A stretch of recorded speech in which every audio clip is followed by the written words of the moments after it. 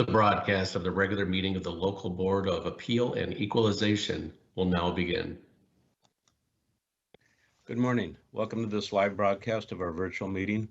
This meeting includes the remote participation of members as authorized under Minnesota statutes section 13D.021 due to the declared local health pandemic. The city will be recording and posting this meeting to the city's website and YouTube channel as a means of increasing public access and transparency. This meeting is public and subject to the Minnesota Open Meeting Law. For the record, my name is Neil Anderson and I am the chair of the Local Board of Appeal and Equalization. I will now call this meeting to order. The Open Meeting Law requires a roll call vote be conducted during a virtual meeting, and a certification form will be completed for each local board meeting. This initial roll call will allow the city assessor to complete the certification form on behalf of the board members with a verbal signature. Will the clerk call the roll so we may verify the presence of a quorum? Board Member Bland. Present. Board Member Bodertha. Present. Board Member Chow. Present. Chair Anderson. Present. There are 4 members present. Let the record reflect a quorum of the board is present. We'll proceed to the agenda, a copy of which was posted for public access to the city's legislative information management system, which is available at lims.minneapolismn.gov. May I have a motion to adopt the agenda? So moved. Is there a second? It has been moved by Bodertha and seconded by Bland to adopt the agenda. With that, I'll ask the clerk to call the roll on the motion. Board Member Bland. Aye. Board Member Bodertha. Aye. Board Member Chow. Aye. Chair Anderson. Aye. There are 4 ayes. That motion passes and the agenda is adopted. New business, there are a total of 39 cases to consider during our morning session today. I will summarize the process for conducting hearings in this virtual format. First, we will call on the applicant, who will be given 5 minutes to present their appeal. When your case is called, you will need to press *6 on your phone to activate your microphone and wait to hear the pre-recorded message before speaking. We ask that you state your name and address for the record and then present your case or your appeal to the board. There are 2 cases where the assessor staff will present a report and they'll be given 5 minutes. Finally, the board will have 5 minutes to ask questions and discuss the case. The board will consider and take action on each case as they are presented. Property owners will be notified of the decision by mail after the board has adjourned. I will ask Rebecca Malmquist from the assessor's office to guide us through the cases on today's agenda. We'll start with item number 3. Chair Anderson and board members, good morning. Before we begin on our first case, I just want to mention that today is scheduled to be the final day of the 2021 Local Board of Appeal and Equalization. We do continue to receive appeals and the board will accept appeals until it adjourns. When the board adjourns, the appeal process has closed and we will no longer accept appeal applications.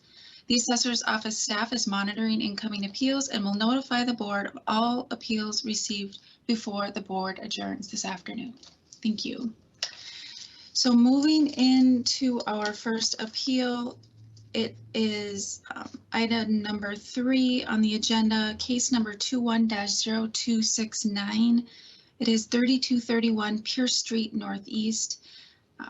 The property owner is Gail Bonneville, and I believe Ms. Bonneville is on the line. You just need to press *6 to unmute yourself, and you can go ahead and present to the board.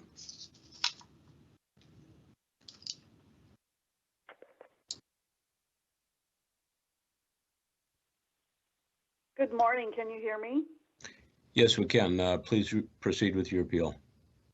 Yes, my name is Gail Bonneville, 3231 Pierce Street Northeast. I received the valuation notice indicating that my value had increased the estimated market value increased 20% or $44,000 over last year, and taxable market value increased 24% or nearly $48,000 over last year. I want to make it clear that no improvements, upgrades, or renovations have been made to this house.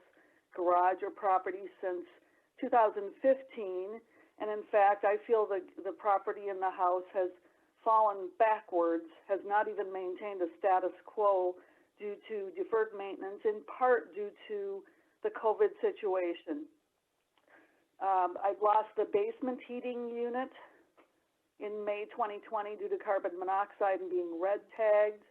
A major shade tree in the backyard was removed in 2018 causing energy efficiency problems.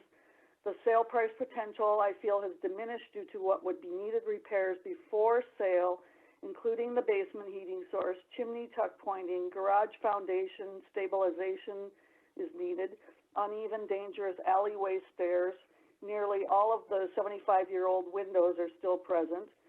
Little to no exterior wall insulation, and central air conditioning system is at least 35 years old.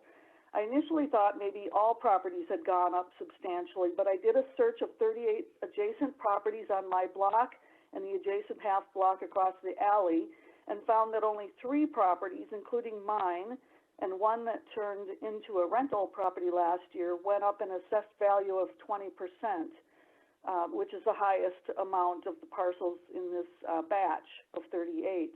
And I've included the list below on the document that I sent in, so hopefully you have that. In addition, some parcels are lot and a half or 2 lots. Mine is a single lot, 40-foot lot.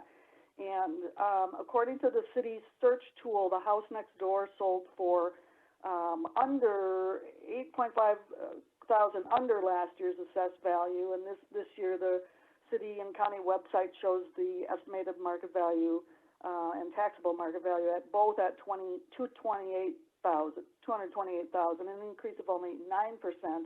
Most of the properties have gone up in the single digits or low double digits, not the 20%. So the assessor's office had also noticed the Waite Park neighborhood where I'm located increased about 10 to 11% on average. Zillow says that estimated properties in the neighborhood increased around 9.7% over the past 12 months.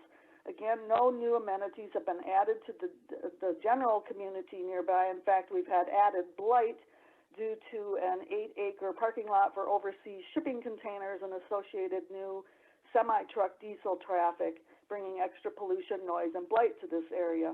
So I am baffled as to why this house, without any renovations in the past 5 years, would have increased in value 20 and 24% over the past year, and especially in comparison to the neighborhood properties.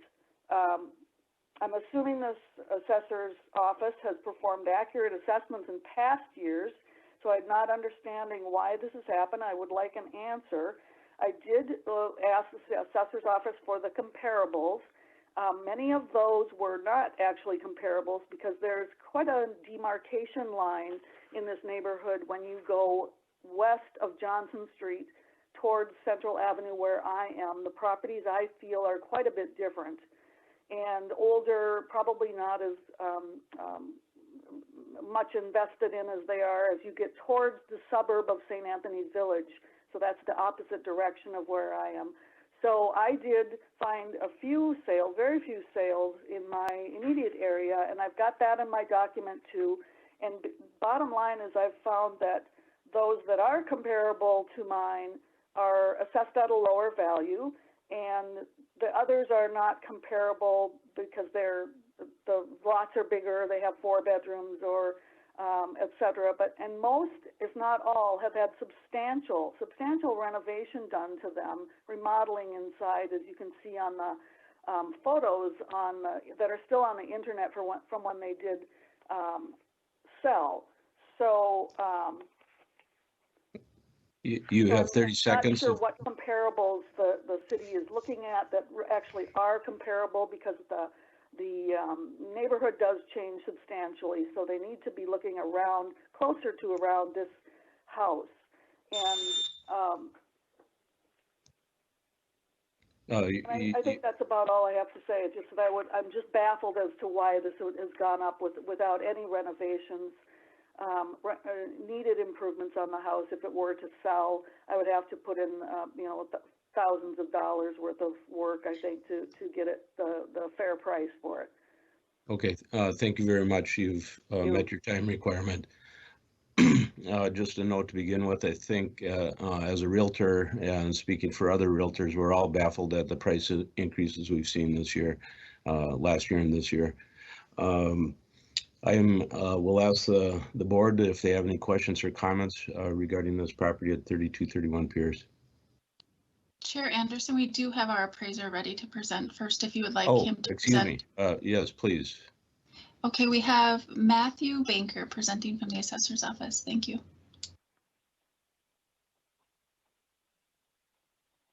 Good morning, Chair Anderson and members of the board. My name is Matt Banker. I'm a residential assessor with the City of Minneapolis.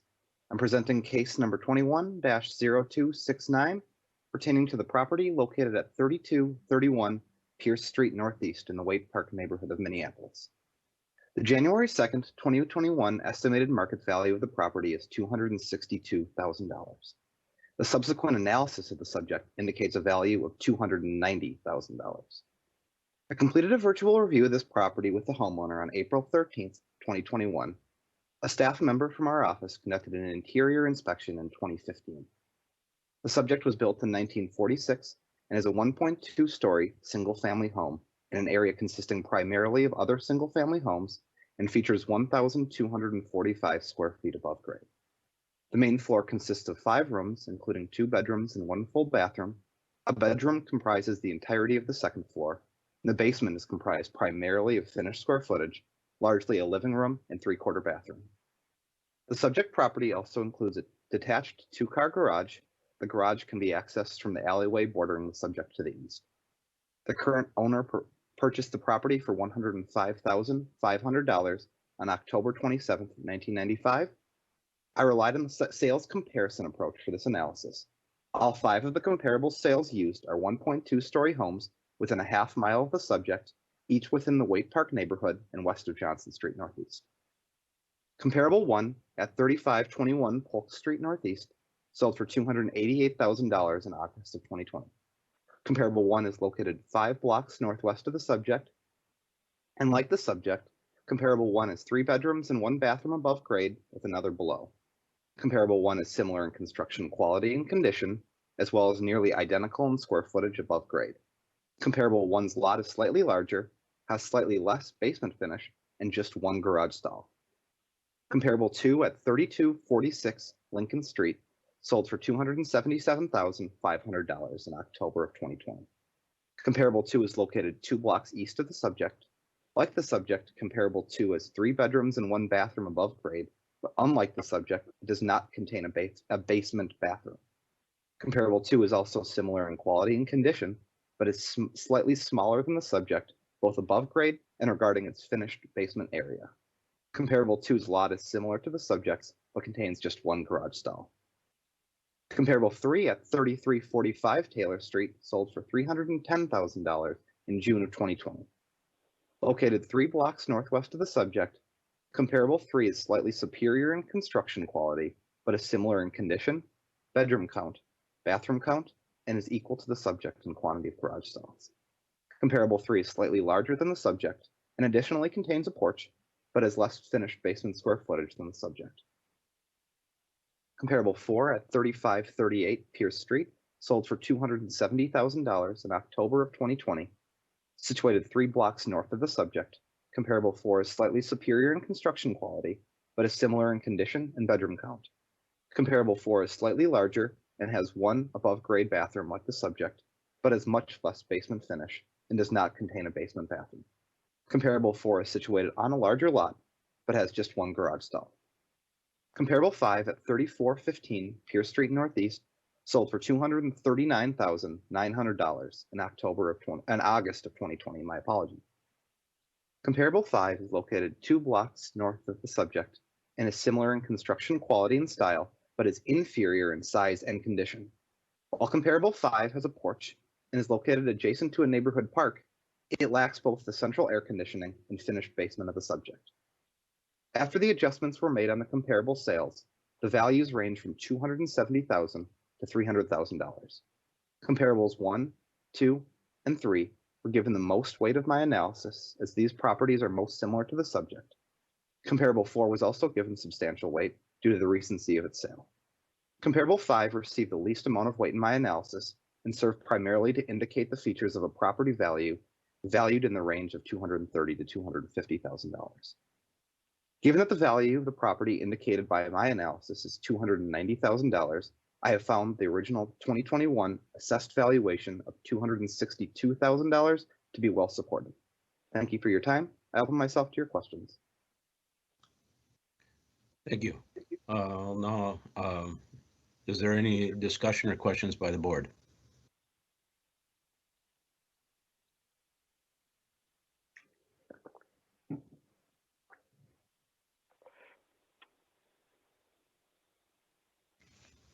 Any questions or discussion by the board?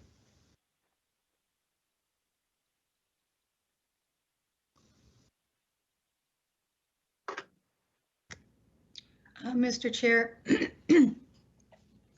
having shown a lot of properties in the Northeast area over the last year or so, it seems to me that the value that the city is placing on it is reasonable. There is, the homeowner is, I think, asking for a valuation of 234, I believe. Was that correct? And there's virtually yes, it is. nothing. Yeah, there's virtually nothing decent for that price in the area. The prices have gone up dramatically. My buyers would be beat out on numerous occasions, even after they would offer much higher than asking price in that price range. So again, based on my experience throughout 2020 in that area of town, I would probably support the valuation that the appraiser has placed on it. Thank you. I agree with all of those comments. This last year has seen tremendous growth in price in every sector of Minneapolis. And even with condominiums and townhouses in downtown Minneapolis finally taking a turn in the beginning of this year to increase. The valuation of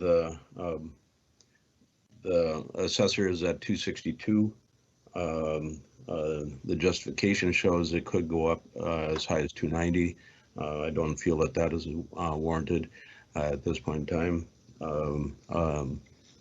If there's not any other discussion, we will now consider and act on the appeal for 3231 Pierce. May I have a motion, please?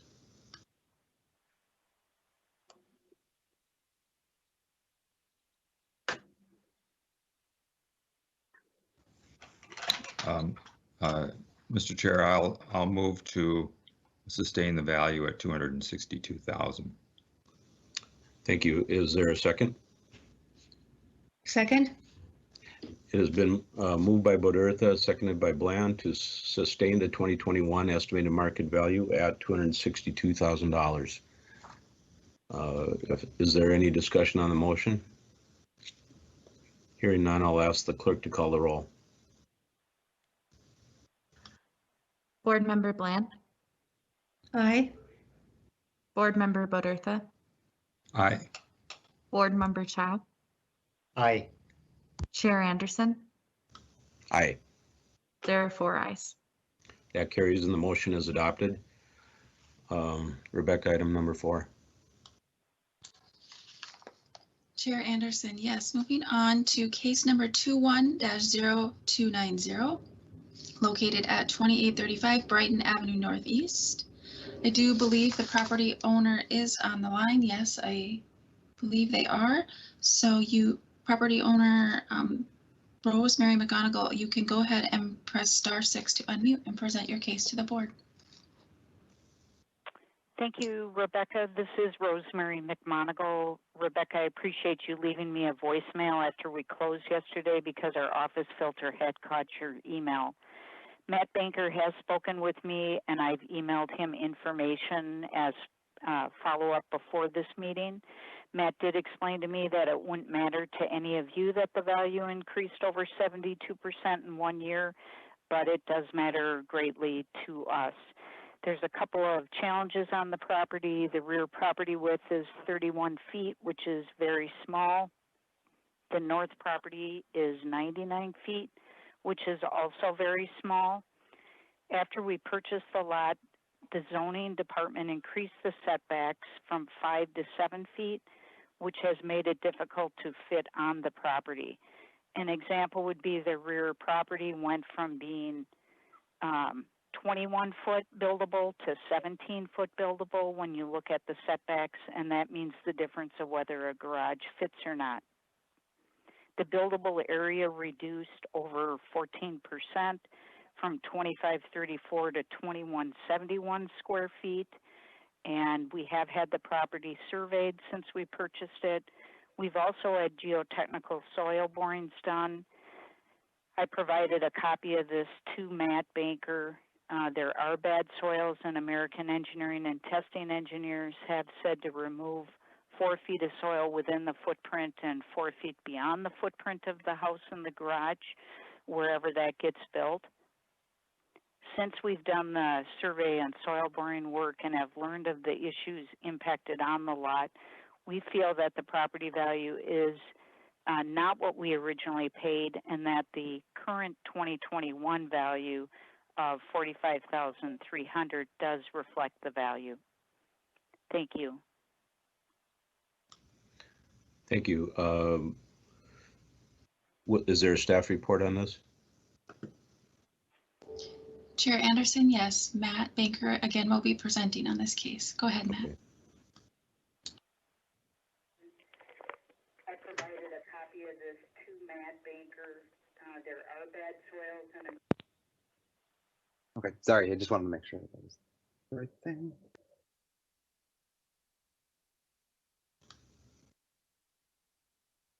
Good morning, Chair Anderson and members of the board. My name remains Matt Banker, and I'm a residential assessor with the City of Minneapolis.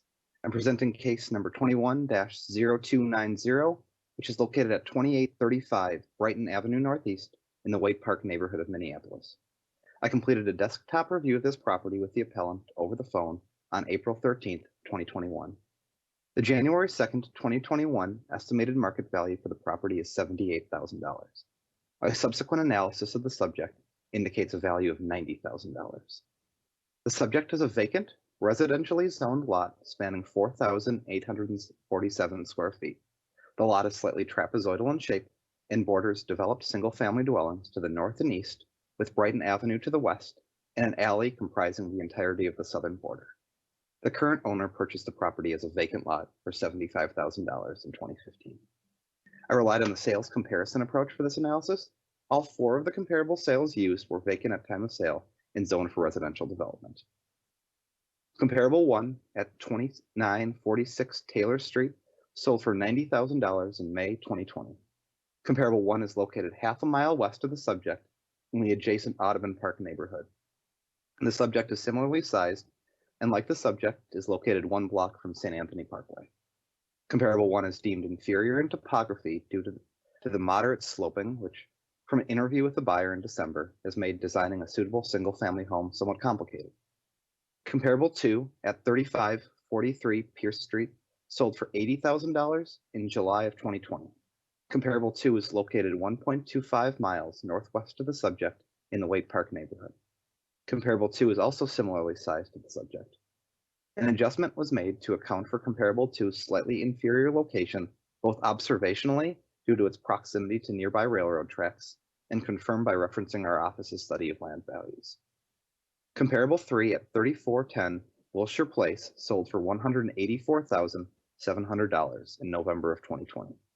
Comparable 3 is located 1 mile north of the subject in the Waite Park neighborhood.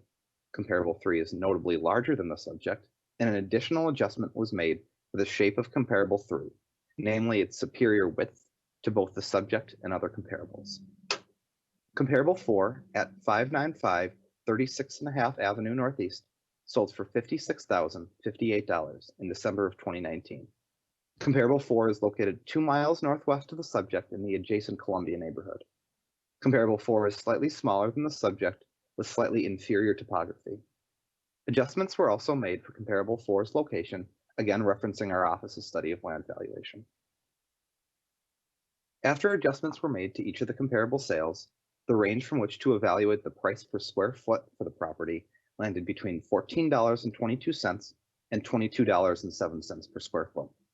The selection of comparables were weighted in descending order, with comparable 1 receiving the most weight for its similar size and location to the subject. My analysis concludes that from an indicated $18.16 per square foot, the overall indicated value for the subject lot is $90,000. Based on this indication, I recommend that the board sustain the original 2021 estimated market value of $78,000. Thank you for your time. I open myself to your questions. Thank you. Just a couple comments and a question.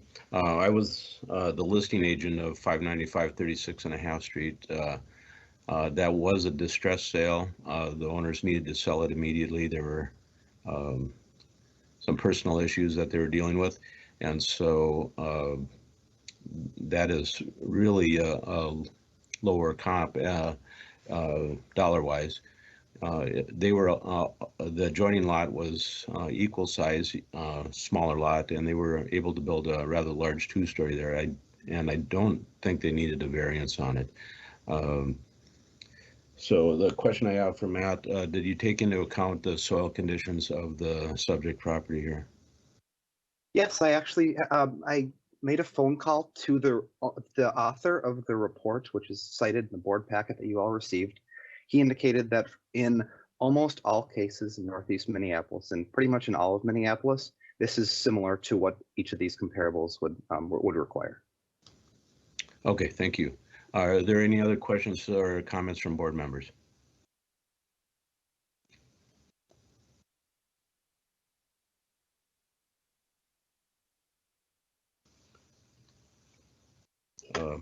Hearing none, we will now consider and act on the appeal for 2835 Brighton Avenue North. May I have a motion, please? I have a question. Okay. Okay, please. The comment about that it's very typical to have to remove 4 feet of soils in the area of the new construction area and 4 feet beyond. This is my 37th year practicing as an architect and doing new houses and major additions to remodelings in Minneapolis and throughout the area. And we have never run into this before, having done many, many new projects. And I find it very unusual that that was said and that I wasn't included as part of that conference call, which likely could have happened so that it would have been clear what the actual conversation was specifically about. And, you know, I'll tell you that I probably have done more projects than AET in terms of single-family residential projects in Minneapolis and have never run into that before. Thank you. Are there any other questions or comments from board members?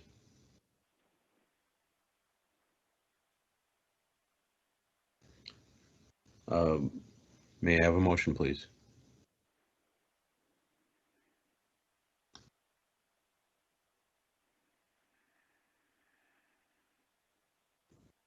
I'll move to sustain the value at 78,000. Is there a second? Second. It has been moved by Bodertha, seconded by Chow, to sustain the 2021 estimated market value at $78,000. Is there any discussion regarding the motion? Hearing none, I'll ask the clerk to call the roll. Board Member Bland, Aye. Board Member Bodertha, Aye. Board Member Chow, Aye. Chair Anderson. Aye. There are 4 ayes. That carries and the motion is adopted. Rebecca, item number 5. Chair Anderson and board members, it doesn't look like our callers for our next hearing are on the line. However, there is some business that we can take care of on our agenda for this morning. If we move to case 21-0432, it's on page 272 of your PDF document. This is a residential case at 1024 Irving Avenue North. It is, the property owner is Mark Langmaid, and you heard from Mr. Langmaid yesterday. He had a series of cases and chose to have you sustain the value so that he could continue to work with our appraisal staff. And I spoke with Mr. Langmaid via email, and he has elected not to call in today on the cases that were on the agenda for today, and just asked again that you sustain the value so that he can continue the appeal process.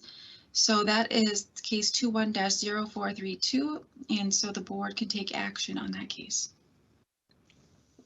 Okay, case number 21-0432, 1024 Irving Avenue North. Being that there will be no discussion on this, I will call for a motion. I move to sustain the value for 1024 Irving Avenue North at $169,000. Thank you. Is there a second? Second. Been moved by Bland, seconded by Chow to sustain the 2021 estimated market value at $169,000. With no discussion on the motion, I will ask the clerk to call the roll. Board Member Bland, Aye. Board Member Bodertha, Aye. Board Member Chow, Aye. Chair Anderson. Aye. There are 4 ayes. That carries and the motion is adopted. Do we have any others, Rebecca? Yes, Chair Anderson. The next case following that, 21-0433 on page 279 at 1900 Johnson Street Northeast, is one of the cases where they did not respond to the staff request to schedule a phone-in or write-in hearing. So it's a non-confirmed case similar to some cases that we have had over the course of the week. The board can go ahead and take action on that case. Okay, with no one to provide any additional information, I will ask the board for a motion. Question, Mr. Chair, is this 1900 Johnson Northeast? Yes, it is. All right, thank you. I move that we sustain the value at $250,000. Thank you. Is there a second? Second. It's been moved by Bland, seconded by Chow to sustain the 2021 estimated market value at $250,000. Since there's no discussion on the motion, I will ask the clerk to call the roll. Board Member Bland, Aye. Board Member Bodertha, Aye. Board Member Chow, Aye. Chair Anderson. Aye. There are 4 ayes. That carries and the motion is adopted. Rebecca? Yes, Chair Anderson and board members, it does appear that we have our first caller in as a phone in, so we can move back up to page 42 of your PDF document, which is case 21-0423. This property is a residential property located at 4230 Pleasant Avenue South. The property owner is Jeffrey Velch, and Mr. Velch, if you're on the call, which I believe you are, you can go ahead and press *6 to unmute and present your case to the board.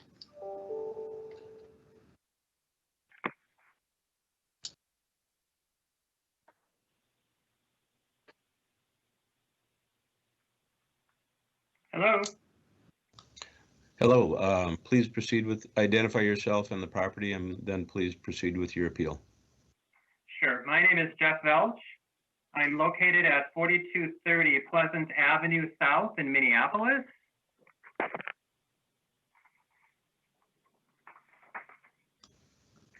So my purpose today is basically to have a conversation on the market value percentage changes that have been occurring in my neighborhood.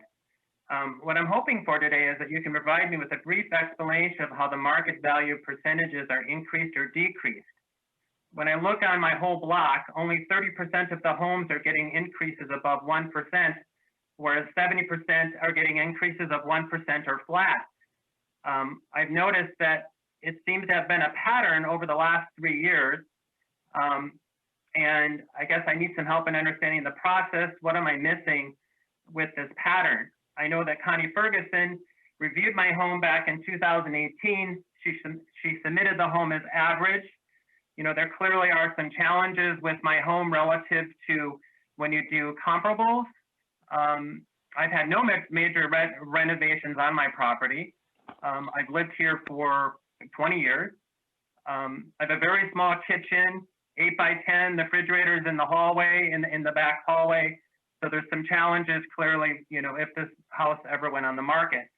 I guess based on the condition of the property, of my property, as well as the sales that I've looked at in my neighborhood, and the condition, I'm asking that the market value stay at $310,000.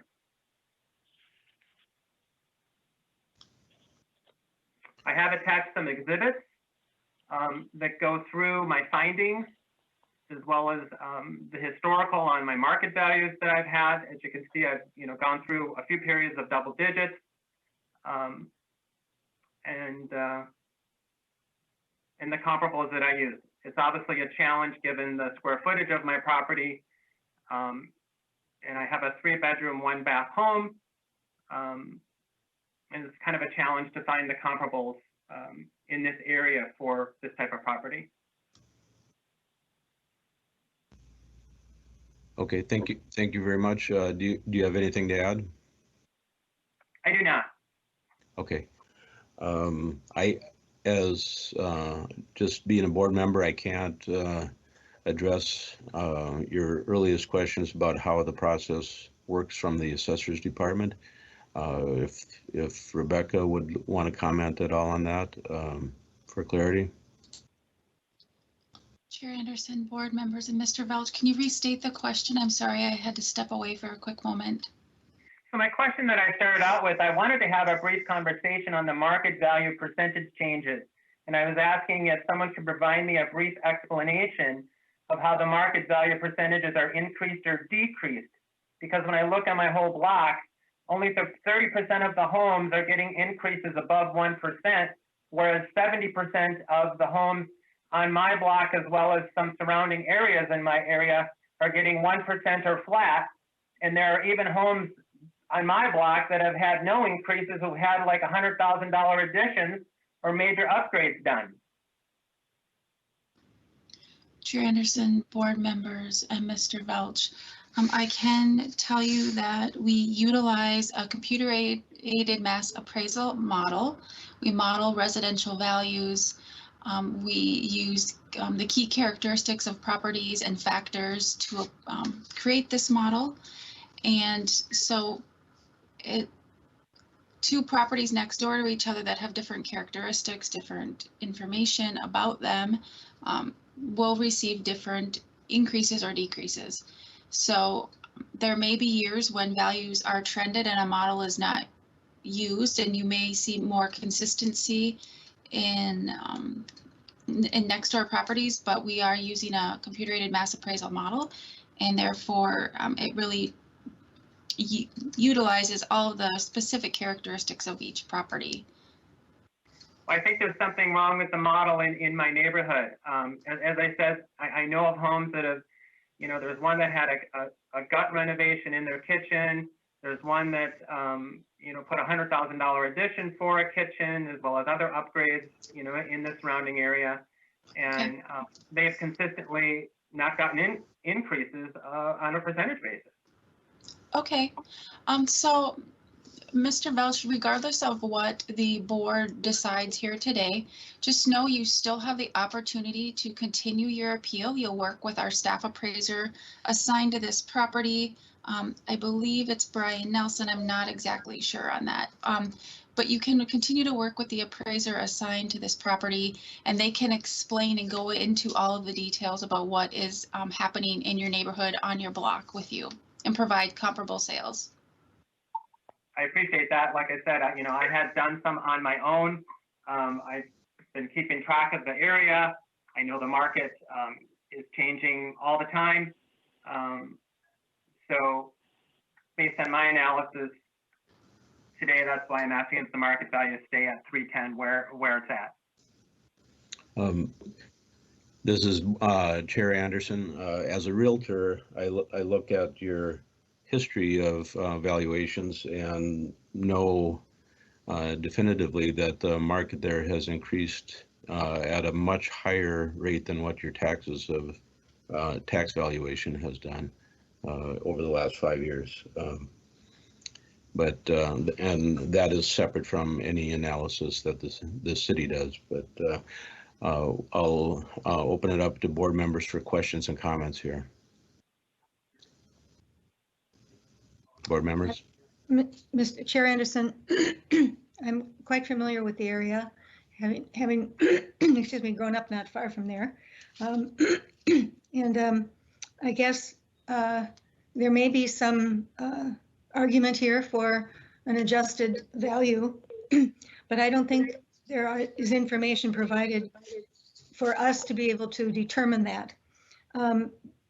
Based on that, I would probably vote to sustain the value and encourage the homeowner to go on to the next step where perhaps they can get a little deeper into the yeses and nos and the ups and downs. Thank you. Are there any other questions or comments from board members?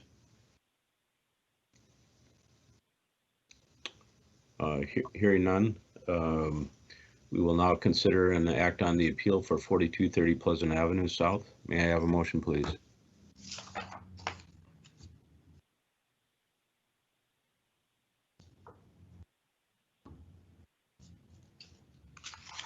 I'll move to sustain the value at 326,000.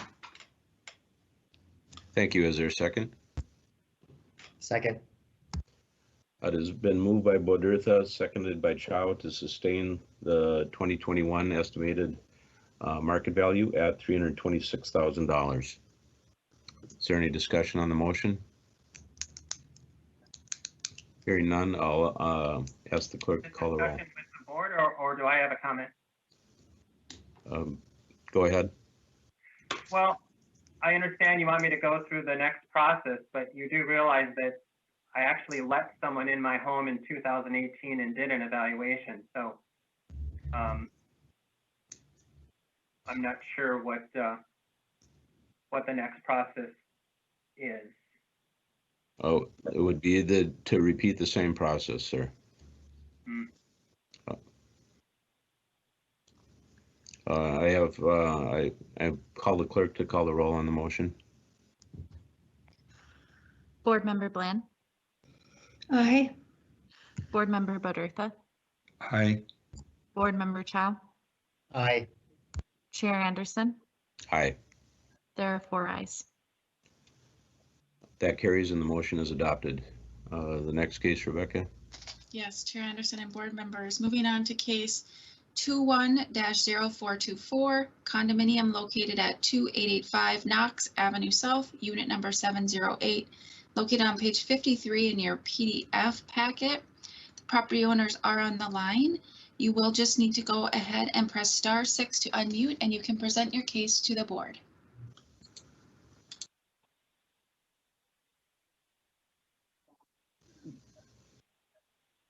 Good morning. Can you hear me? Yes, we can. Please proceed. Hi. My name is Jared. We purchased our property in 2017 at $270,000, and it's currently showing a market value of, it's a 1-bedroom, 1-bath condominium. I assume you can see my information. And there's 2 property IDs attached to our ownership here in our building. There's the condo unit, and then there's a parking stall. And combined, they roll up to $304,400. Sometimes I'm not sure if the market value that the city uses is taking into consideration both of those 2 property IDs rolling together, or simply the condo property ID. So that's one thing I'd like your team there to maybe provide an understanding to me if they're combined or not combined. So anyhow, the parking spot and the condo are inseparable in sale per the covenants of the building. Homeowners can trade parking spots, but they cannot ever sell a parking spot without their unit. So they do need to roll together for EMD for 2021. So taking that 304,400 into consideration, what I'm seeing in sales of our building of similar 1-bedroom, 1-bath units are underneath that amount of money. And in my attachments, I've shown some that have been on the market. You'll see one that's shown for 280, and that's been on the market since January. And that's kind of my canary in the coal mine. I feel that it's going to go down in price. It's very similar to our unit, and therefore that's where my 275 is coming from. In addition to the other historical sales shown there and nearby building comparisons, of which I've attached several. Now I understand that the nearby building comparisons will not always be apples to apples, but they are 1-bedroom, 1-bath in a very close proximity to our building here, just a few blocks away. So I think that's what I'd like to present to you, and I'm happy for questions. Thank you, Mr. Sauer. Are there any questions or comments from the board? Yes, I have a question. What is the view from your condo? There is a view straight into trees on the mall. And when the trees are bare of leaves, I can see across the mall to a residential neighborhood. And then there's a view to apartment buildings and an alley on the other side. Thank you. Thank you. One question for the assessors department: are the tax amount here, the indicated value of 287, is that just for the condominium, or does that include the parking stalls? Chair Anderson, board members, and to the owner, I will say that condo buildings and garages and storage units do add complexity to the valuation process. We may have a building where, or property where all of the garage units are included in one parcel number with the unit. The unit and the garage stall are one parcel number. Within that same building, property owners may have divided off a garage stall, and so we may have, in the exact same building, have a property ID for the unit and a property ID for the garage. So it definitely adds complexity when we value condo properties. We have to do it very carefully, very methodically, to be sure that we are capturing, like when a property sells, typically they will sell for the unit, and all the garage stalls will sell as one. Very rarely do we have, well, not very rarely, but we do have situations again where the garage stall is divided off and sold independently.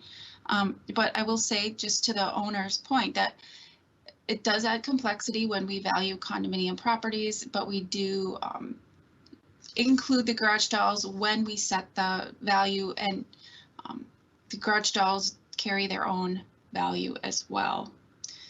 In this case, which is this case. So the unit value in this case is $287,000, and there's a separate property identification number for the garage stall. And if I'm just going off of what the property owner presented, I believe then the parking spot valuation is $17,400. Correct. Thank you.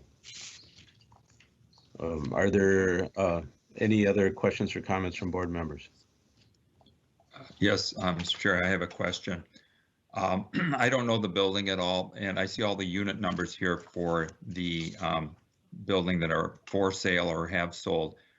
Are any of those exactly like your unit, or stacked above or below, or have the exact same number of square feet? The square footage would be very similar. We're all right around 950 for one bedroom, 950 square feet for one bedroom. And on my list of sales in our building, I've excluded any 2-bedroom, 2-bath units because they're quite a bit larger and more expensive. So if you, I can't remember the name of the nice woman who just talked about combining the parking along with the unit. If you go into the tax system online, you'll see for each of our units in our building, for every address, there's 2 property IDs. And every unit, whether it's a 2-bedroom or more, they all have exactly the same assessment for the parking stall, $17,400. Now, in my stack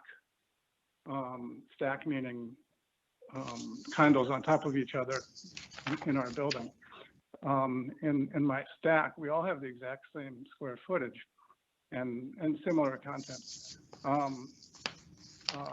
Not to affect my neighbors who I know and love in my stack, but our EMD for the condo only is $60,000 to $70,000 more than any other unit in the stack. But I do not want my statement to affect my neighbor's property values, please. I'm just Thank you. Yeah, pointing that out. Thanks. So you're requesting that we don't increase all the neighbors to meet your level. Exactly. Okay. Are there any other questions? Mr. Chair, I have a question. How many stories are in that building? 8 stories. So you're second from the top. Okay. Yes. Thank you. Okay. If there are no other questions, we will now consider an act on the appeal for 2885 Knox Avenue South, number 708. May I have a motion, please?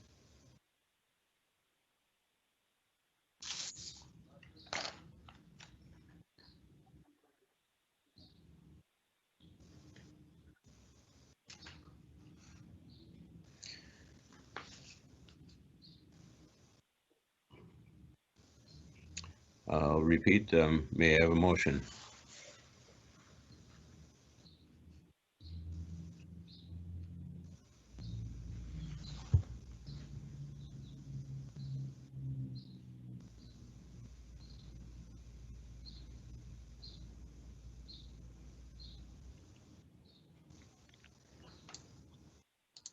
Chair Anderson, this is Rebecca. Can I just get confirmation again? I believe Mr. Badurtha asked this question of Mr. Sauer, but the comparable sales provided on page 59 of your packet in the same building, it doesn't look like any of those units are the exact same unit. Is that correct? They're not in the same stack? Correct. And the sale price that you indicate. Sorry, pardon? Oh, go ahead. Oh, I was just going to say our unit is ending in 8, 708. 708. So any unit in our stack would likewise end in an 8, 208, 308, 408, 508, etc. Okay. And the sale prices that square footages are, sorry, go ahead. Sorry. The sale prices that you indicate here, those are the listing or sale prices, including the garage stalls? Correct.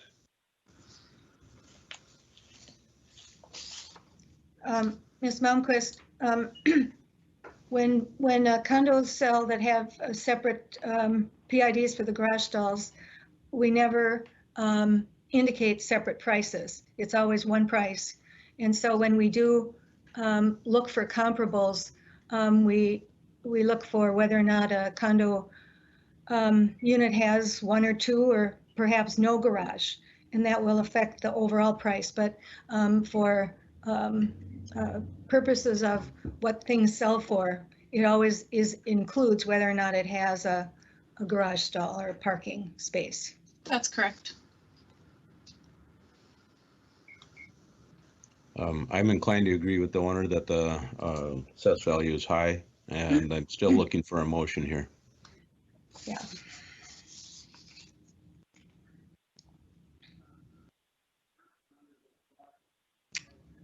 I move to reduce the value from 287 to 280,000. Is there a second? Second. It's been moved by Bodertha, seconded by Chow to decrease the 2021 estimated market value to $280,000. Is there any discussion on the motion? Hearing none, I'll ask the clerk to call the roll. Board Member Bland, Nay? Board Member Bodertha, Aye. Board Member Chow, Aye. Chair Anderson. Nay. There are 2 ayes and 2 nays. Motion fails. I'll call for another motion. Mr. Chair, I would move that we reduce the value from 287,000 to 270,000. Is there a second?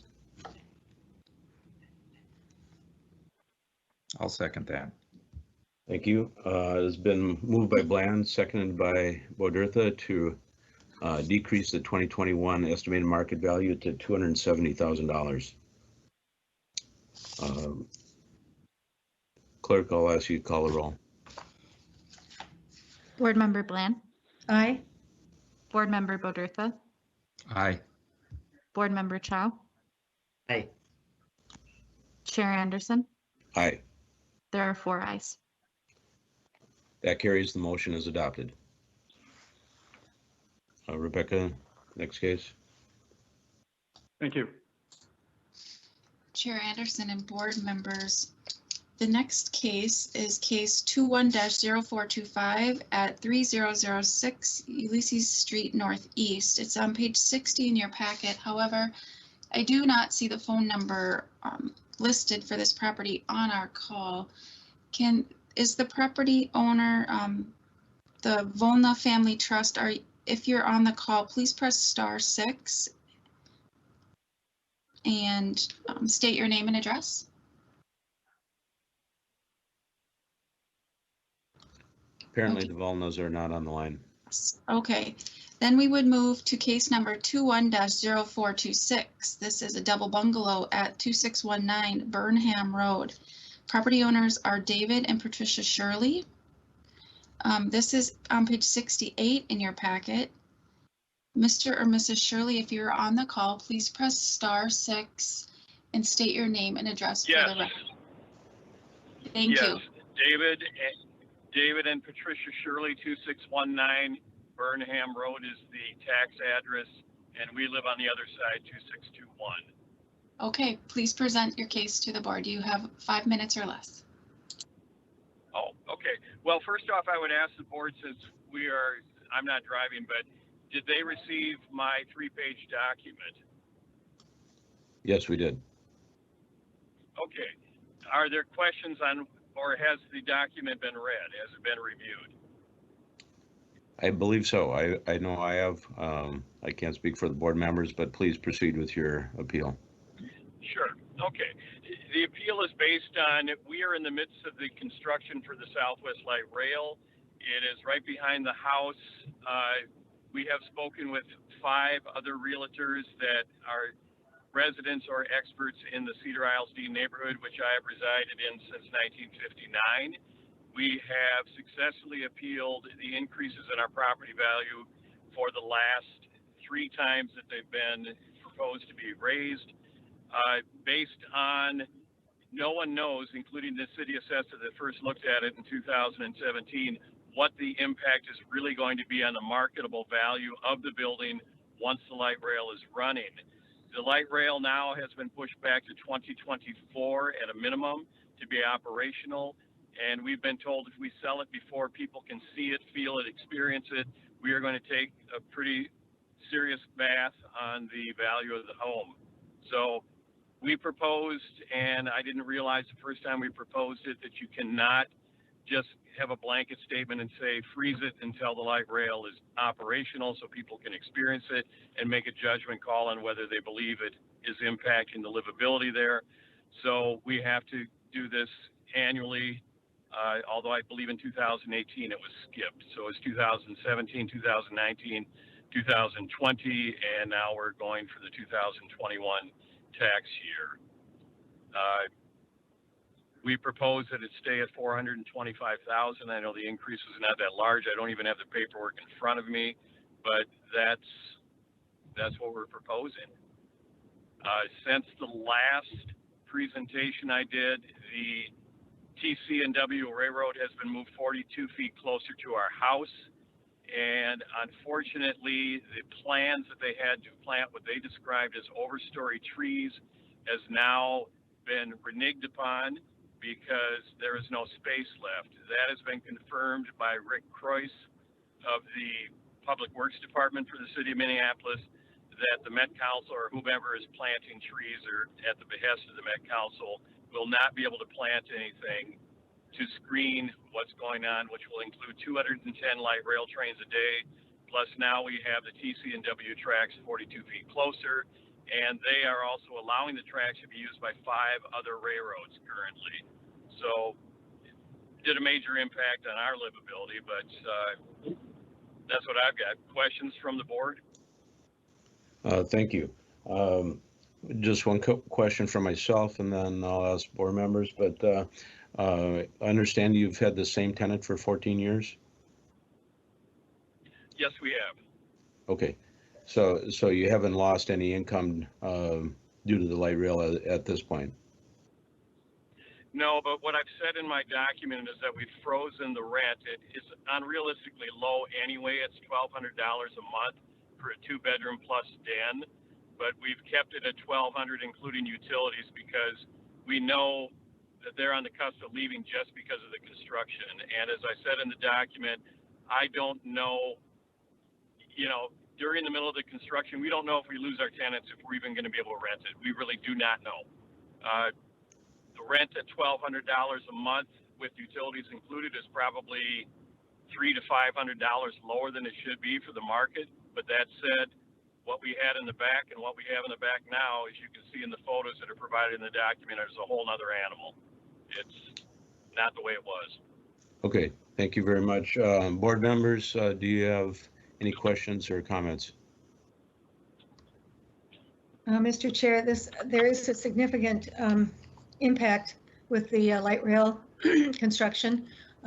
Burnham Road is a pretty nice address. I've always loved that street and the homes on it, but they have been significantly impacted by loss of trees, by the noise, by the construction. And since, as the homeowner pointed out, any new buyer would certainly take into account that it's not exactly sure how it's going to end up, and it's too far down the road. So I would more than likely move to reduce the assessed value. Thank you. Are there any other questions or comments from board members?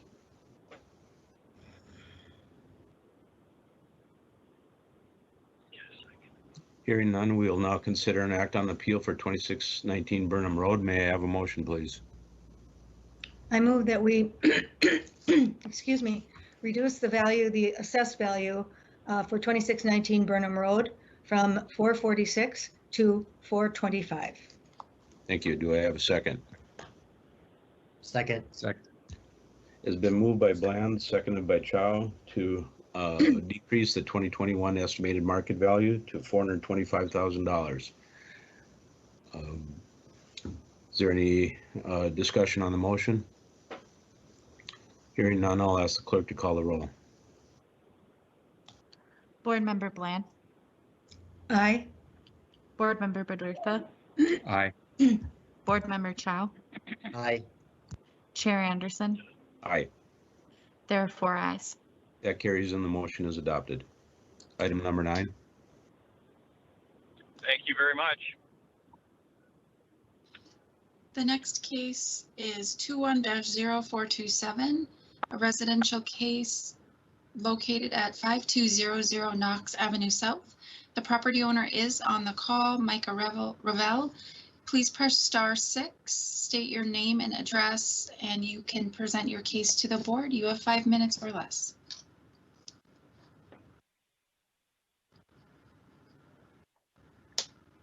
Good morning, Chair Anderson, members of the board. My name is Micah Ravel. I am the homeowner at 5200 Knox Avenue South. And my case is based on a number of variables. The first is a recent appraisal from a refinance that we undertook this past year. And also the fact that our assessment has gone up roughly $200,000 since purchasing the home in 2018. There's not much additional information that I have besides what's contained in the appraisal that you should have. But I would just note that our residence is a 2-bed, 2-bath, and on the main level we have roughly 1,270 square feet of finished space. And while the basement appears to be finished, it's not heated or cooled, and so it's not usable space in the winter months. So that's all I have to present, and I'm happy to answer any questions based on the appraisal that I submitted. Thank you. I've reviewed the appraisal. I also just wanted to reconfirm that there's an unfinished expansion in the property. Correct. There's an attic space. Basically, the upstairs of the house is unfinished. Okay. Is there a stairwell to that space, or is it a trapdoor? There's a stairwell to it. It doesn't meet code, and Okay. we do contemplate finishing it, but it will take some reworking. Okay. Thank you. Are there any other questions or comments from board members?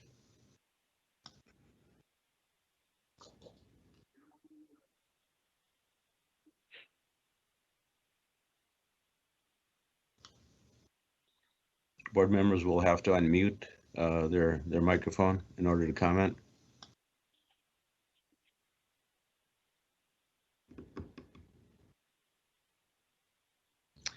Mr. Chair, this is a house I'm somewhat familiar with from years past. It's a very handsome all brick home on the corner of 52nd and Knox. Given that it is a 2-bedroom, although it does have an expansion, what's interesting to me is that over the years that no one has finished that expansion, which is of interest, and it may well have to do with the access to it. Given that it's a 2-bedroom, I would suggest that the current value is perhaps too high for what is there, knowing the neighborhood quite well. I would probably move for somewhat of a reduction in the value. Excuse me. Thank you. Well, with the appraisal coming in March of 2020 at 479 on comparables, and I believe it was 491 on a cost approach, and there's been some appreciation since then. So I would think that somewhere in the 500 range would be appropriate, 495 to 500. Any other comments?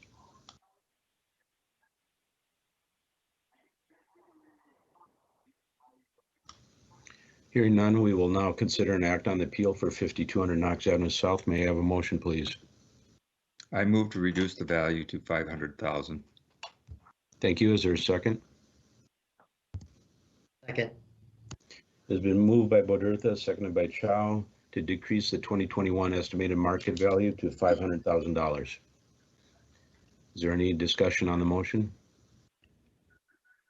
I will ask the clerk to call the roll. Board Member Bland, Aye. Board Member Badurtha, Aye. Board Member Chow, Aye. Chair Anderson. Aye. There are 4 ayes. That carries and the motion is adopted. Case number 10, Rebecca. Moving on to Thank you, case Chair and two. members of the board. Moving on to case 21-0428, located at 4552 Harriet Avenue. Page 112 in your PDF packet. The property owner is on the line. You may go ahead and press *6 to unmute and present your case to the board. Please state your name and address, and you have 5 minutes or less. Thank you. Hello, good morning. My name is Maxi Tomosime. The address is 4552 Harriet Avenue, Minneapolis, 55419.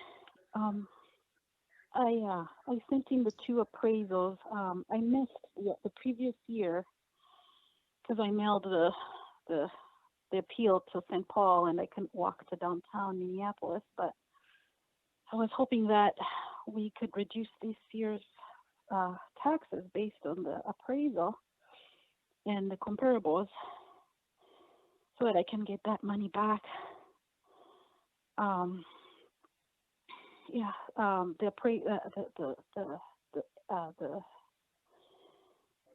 appraisal for December 2018 was 380, but the 2019 taxes were higher, and also the February 2020 value was 500 from the mortgage bank. I had to borrow twice. I borrowed and did the addition, but then I had to borrow again because I put the money into health stuff, and then I had to borrow again. I didn't finish the addition because I got sick 2019, so I had to restore it over February 2020, so I borrowed, and the appraisal was at 500. Yeah, so that's all of it. Thank you very much. Board members, do you have any questions or comments?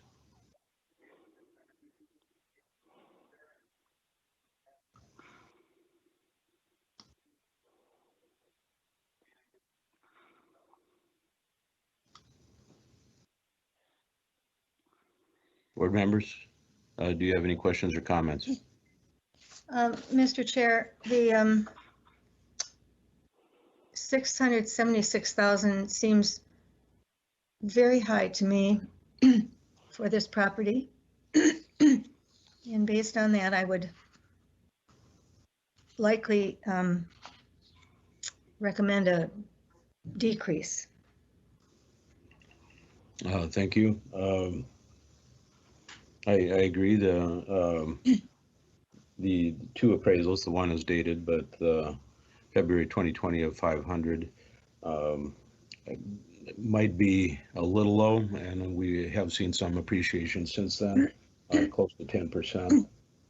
So I think something in the 560, 580 range might be appropriate. Other comments from board members?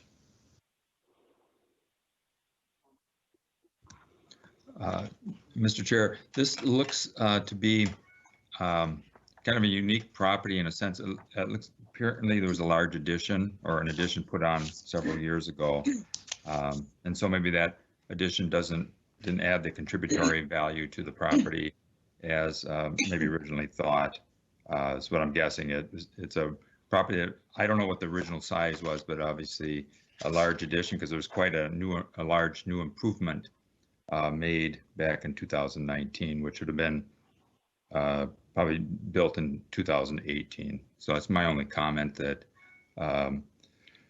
that this large addition has affected the value, obviously, and maybe comps are hard to find that when you got half. I don't know if it's half the house is new and half is old. I really don't know, and it might have been affected the appraisal a little bit, or in all cases. Board Member Berdertha, I note that the value went up dramatically from one year to the next, and I think that indicates what you're talking about. It was 218, and the next year it was up in the 6s. So that work obviously made the difference. So there, that's a good explanation for why the value is as high as it is. Nonetheless, it does seem to be a bit high for what we're looking at. I would propose a motion, Mr. Chair. Okay, I would propose that we reduce the value to 600,000. is there a second?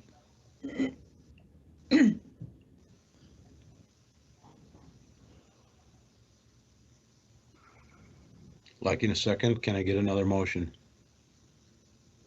I move to reduce the value to 575,000. Thank you. Is there a second? Second. It has been moved by Bodertha, seconded by Chow, to decrease the 2021 estimated market value to $575,000. Is there any discussion on the motion?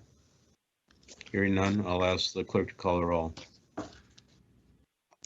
Board Member Bland, Aye. Board Member Bodertha, Aye. Board Member Chow, Aye. Chair Anderson. Aye. There are 4 ayes. That carries and the motion is adopted. Rebecca, next case. Yes. The next case is 21-0429, a residential case located at 1155 Cedar View Drive. It's on page 184 in your PDF packet. The property owners, the Simpsons, are on the line. You may please press *6 to unmute, state your name and address, present your case to the board. You have 5 minutes or less. Thank you. Oh, hi, yes. We can hear you. Please proceed with your appeal. Oh, okay. Identify your name and address, please. Sure. It's Patrick Simpson, and the address is 1155 Cedar View Drive.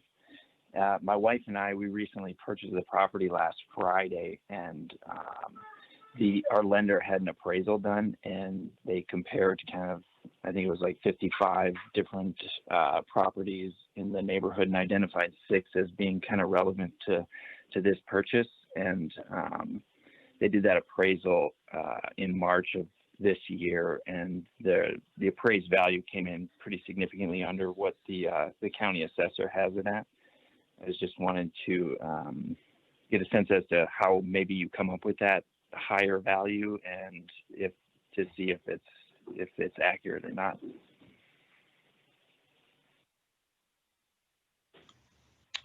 Okay, thank you. I have a question. Was the property on the open market? It was not. It was not listed. My uncle sold it, and we figured we would save some transaction costs by not hiring a realtor. Okay, thank you. Are there any other questions or comments from board members?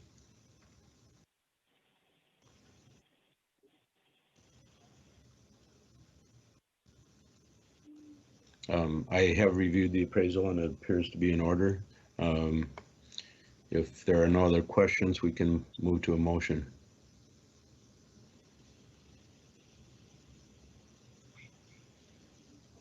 Mr. Chair, I too have reviewed the appraisal. There were good comps.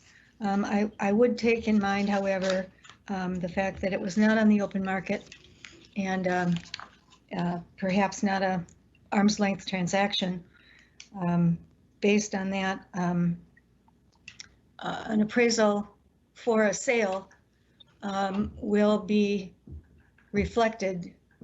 It reflects the price. So for example, if the appraiser actually was coming up with a figure of 660 is what this is, they wouldn't put 660 on the appraisal.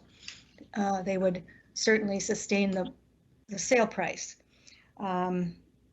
Based on that, the 585 is maybe a little low for this property in that neighborhood.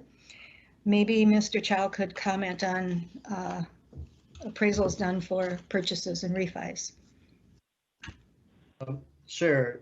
Well, the appraiser is supposed to appraise a property regardless of what the contract price is. So it's not supposed to have any influence on the appraiser. But I work more in the commercial field than the residential field, but my understanding that, I mean, it's all appraisers are supposed to find the best comparables and try to establish a fair market value, assuming proper exposure to the market and all the things that go with an arm's length sale. So, Thank you very much. Are there any questions or comments? May I have a motion, please?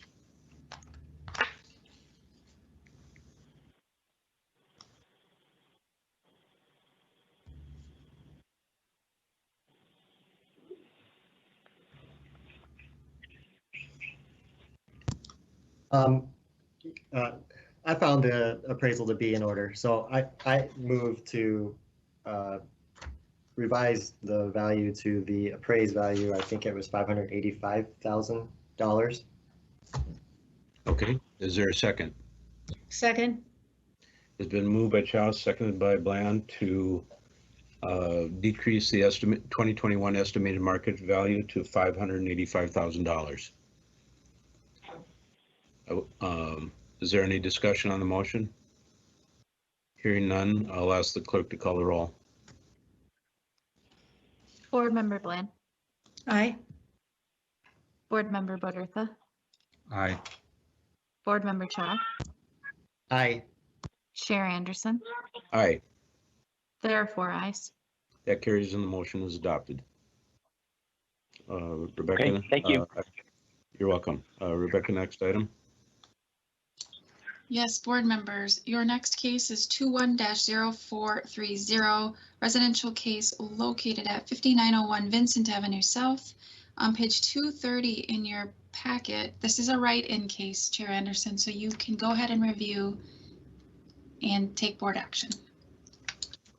Okay, thank you very much. There was an appraisal done in 2018 for $650,000 that the owner submitted. The owner is requesting a valuation of $655,000.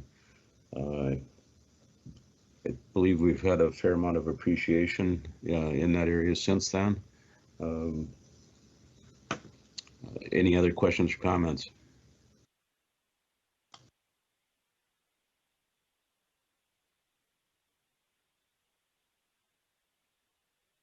Mr. Chair,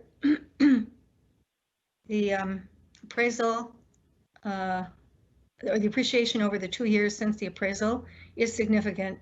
And based on that, I would probably sustain the value. Thank you. Is there any other discussion? Hearing none, we'll now consider an act on the appeal for 5901 Vincent Avenue South. May I have a motion, please? I move to sustain the value of the property at 5901 Vincent Avenue South at $688,000. Thank you. Is there a second? Second. It has been moved by Bland, seconded by Chow to sustain the 2021 estimated market value at $688,000. If there's no discussion on the motion, I'll ask the clerk to call the roll. Board Member Bland. Aye. Board Member Bodertha. Aye. Board Member Chow. Aye. Chair Anderson. Aye. There are 4 ayes. That carries and the motion is adopted. Rebecca, case number 13.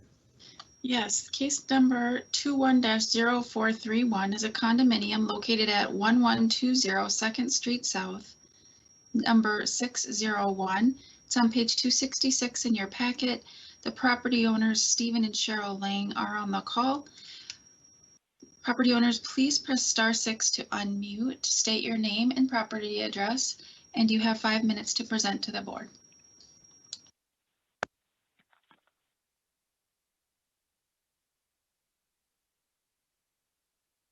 It looks like you just muted yourself. Please press *6 again to unmute.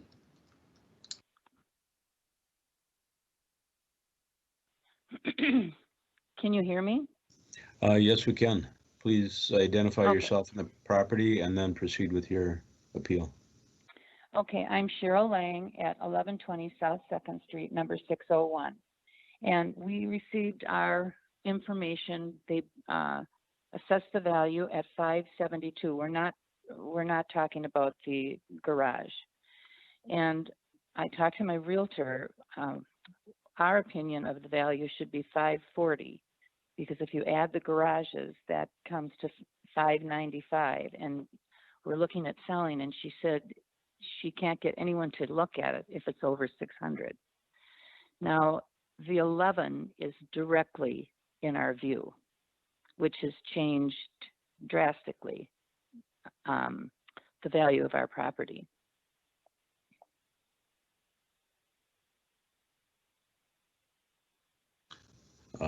Thank you. Do you have any more comments? No, that's, but if I want to sell it, she said I'm going to have trouble if I ask over 6. So if you take a look at 540 plus the garage stalls, 595 would seem to be what we should be getting instead of you have it at 627. Okay, thank you. Are there any questions or comments from board members?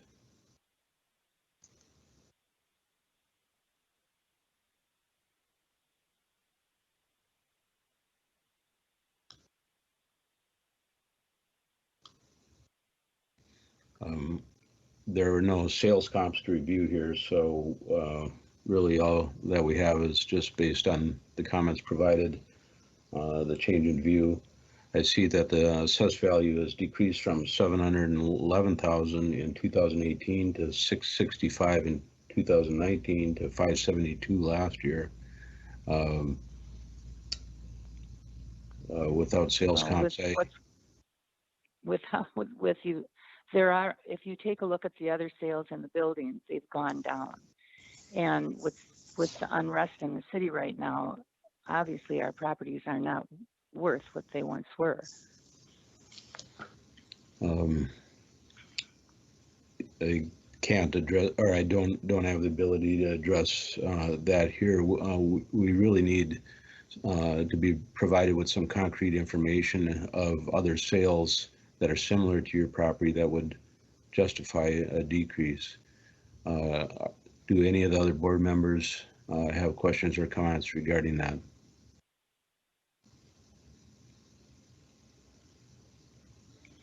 Mr. Chair, I agree with you on that. I need to see sales.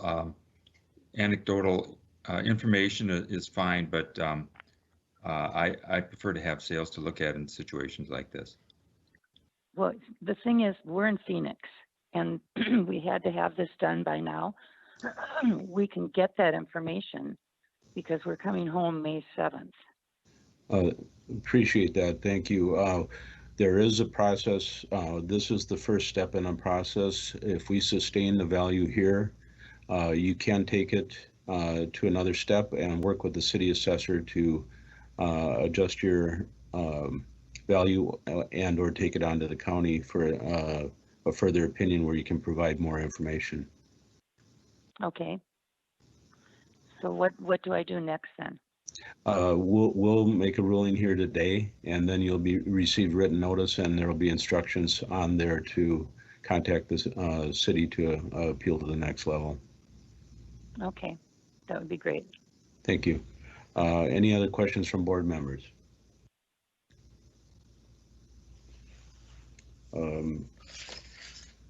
We'll now consider an act on the appeal for 1120 2nd Street South, number 601. May I have a motion, please? I move to sustain the value at 572,000 on this parcel. Thank you. Is there a second? Second. It's been moved by Bodertha, seconded by Chow, to sustain the 2021 estimated market value at $572,000. There's no discussion on the motion. I will ask the clerk to call the roll. Board Member Bland. Aye. Board Member Bodertha. Aye. Board Member Chow. Aye. Chair Anderson. Aye. There are 4 ayes. Thank you. That carries and the motion is adopted. Rebecca, item number 14. Chair Anderson and board members, we have addressed item number 14 and 15. So we would move on to item number 16. And that is case 21-0434, residential case located at 88 7th Avenue Northeast. This is on page 304 in your packet. This is another property where the property owner did not respond and confirm that they wanted you to reveal their case over the phone or in writing. So the board can go ahead and take action on this case.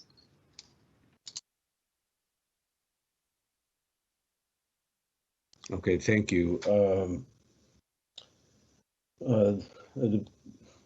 Was this property appealed last year as well? Chair Anderson, I am unaware. I am sorry, I do not have that detail. Maybe another member of my team would remember. Okay. Your memory is obviously better than mine. Thank you. There are no comparables provided. So personally, and without comparables, it's really hard to make any sort of changes or adjustments. Do any of the other board members have questions or comments? Mr. Chair, I would certainly agree with you. What the information provided doesn't give us any real information. There are no real comparables.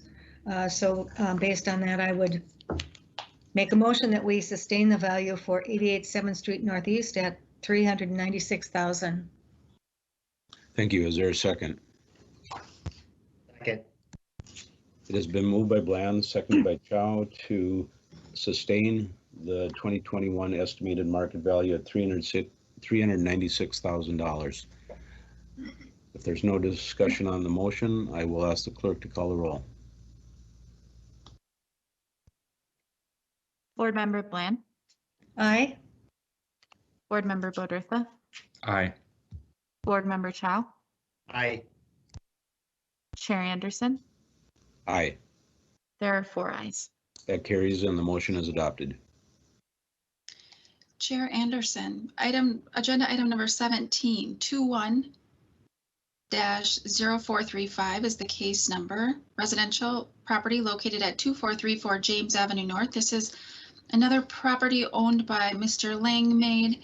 And as you recall from our earlier conversation, Mr. Langmaid chose to not appear today and have his value sustained so that he could move forward in the next step of the process. The board can go ahead and take action. Thank you. We'll take action on that then. Is there a motion, please?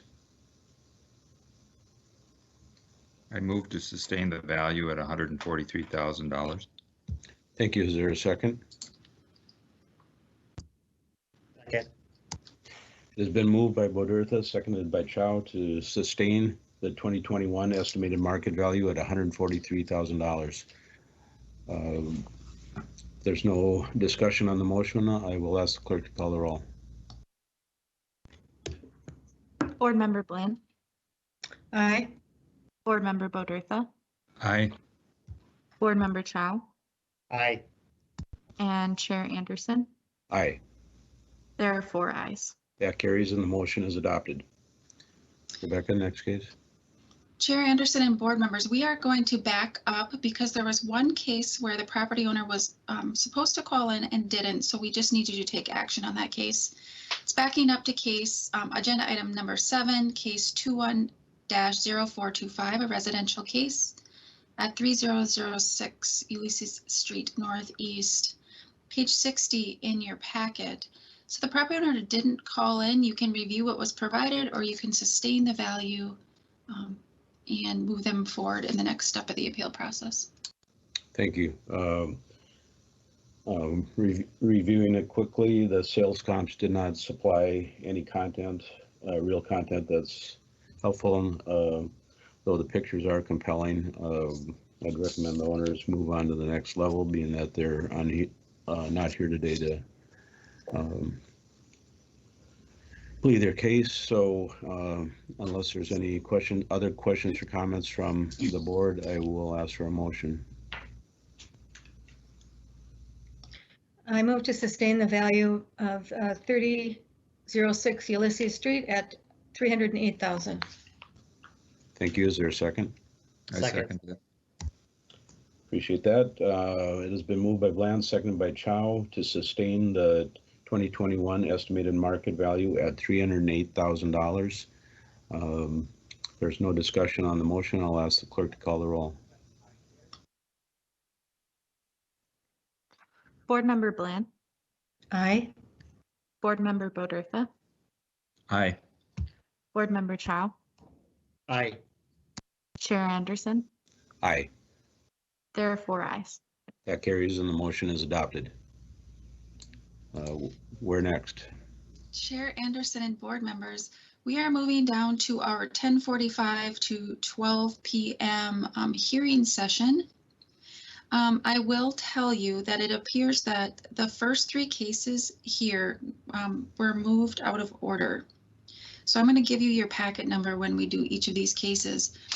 During this session, we actually only have 1 person calling in, but they are presenting on a number of properties in a co-op building.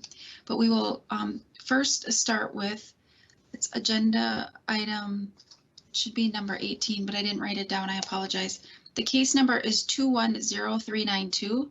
It's a double bungalow property at 2319 3rd Street North. This property owner did not respond to the staff inquiry to schedule a write-in or hearing. It's located on page 441 in your packet. I may have said that already. So the board can go ahead and take action on this case. Okay, thank you. There, just a brief paragraph summary from the owner, which doesn't supply any real content that I can work with. Are there any other questions or comments from board members? Yes, Mr. Chair. I noted on the field card that there was quite a large new improvement for this property this year, which the appellant didn't mention, I think, in his narrative.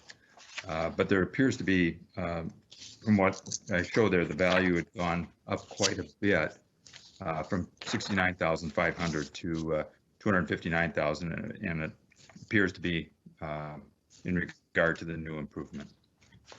But he made no mention. They made no mention of it in their narrative. Okay. Thank you. Any other questions or comments from board members?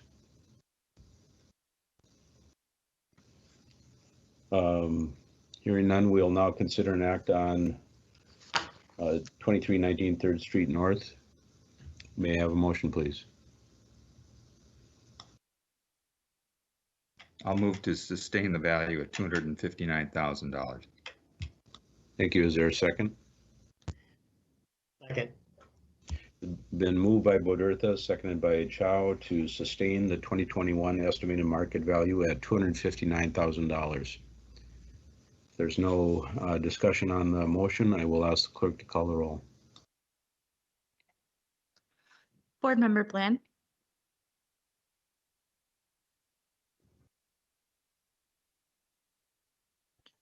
Board Member Bodertha, Aye. Board Member Chow, Aye. Board Member Bland, Sorry, aye. and Chair Anderson. Aye. There are 4 ayes. Thank you. That carries. The motion is adopted. Rebecca? Chair Anderson, the next case is 21-0393, a residential property located at 5320 Knox Avenue South. The property owner has asked that the board review this case as a write-in. It is located on page 447 in your packet. Thank you. There's a purchase last fall and an appraisal done then, October 2020. The appraisal shows a value of $380,000. Are there any questions or comments from board members regarding this appraisal or any other comments by the property owner? I would note, Mr. Chair, that this property was on the market for some time. Initially, I think it was priced about $4.25, and was on the market for some time, and the price was reduced, and the current owners finally bought it for $380,000. Now, I'm not sure what that reflects exactly, but clearly 424 was not the price, because this is a very desirable neighborhood. And in this market, if it sells for way less than the asking price, there's usually issues. So the appraisal seems like an appropriate place to start here. I would agree. Is there any other questions or comments? If not, we'll now consider an act on the appeal for 5320 Knox Avenue South. I will ask for a motion. Mr. Chair, I would move that we reduce the value of 5320 Knox Avenue South from $449,000 to $380,000. Thank you. Is there a second? Second. Sorry, I didn't hear who made the second. That was me. Okay, thank you. It's been moved by Bland, seconded by Chow to reduce the 2021 estimated market value to $380,000. There's no discussion on the motion. I'll ask the clerk to call the roll. Board Member Bland. Aye. Board Member Bodritha. Aye. Board Member Chow. Aye. Chair Anderson. Aye. There are 4 ayes. Thank you. That carries. The motion is adopted. Rebecca? Chair Anderson, board members, we have one more case before we move to the cooperative property. Case 21-0394, residential property located at 3321 18th Avenue South. This property owner did not respond to the staff's request to schedule a phone-in or write-in appeal. So you can go ahead and take action on this case. It is page 488 in your packet. Thank you. Are there any questions or comments from board members on this property? Mr. Chair, I move that we sustain the value of $335,000 for 3321 18th Avenue South. There is no helpful information provided. Thank you. Is there a second to that? Second. It's been moved by Bland, seconded by Bodritha to sustain the 2021 estimated market value at $335,000. There's no discussion on the motion. I will ask the clerk to call the roll. Board Member Bland. Aye. Board Member Bodritha. Aye. Board Member Chow. Aye. Chair Anderson. Aye. There are 4 ayes. That carries and the motion is adopted.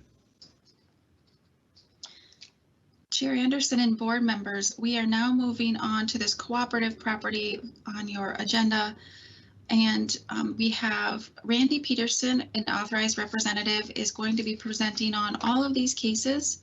It begins with case 21-0334, which I believe is the master parcel for this cooperative, and then moves through the entire series. We will have to take action individually, but I think we can go ahead and let Ms. Peterson go ahead and present on these cases. So if you would please press *6 to unmute, state your name and then the property address, and you can go ahead and present to the board. Good morning. Morning. Please identify yourself and the property address and then proceed with your appeal. Good morning. My name is Randy Peterson. The property address is 2309 Grand Avenue South in Minneapolis. And I am speaking on behalf of the co-op for all of the different parcel numbers. Just a little bit of a general background on our property. It's a building that was built in 1922, so it's a 100-year-old building. It's a 3-story brownstone building. We don't have any elevators. It's strictly walk-up. It's a residential co-op, and it's comprised of 18 units. Within those units, we have 2 separate floor plans. We have 12 corner units, which are a little under 650 square feet. They're all 1-bedroom units. And we also have 6 center units, which are a little under 600 square feet. And those are also all 1-bedroom units.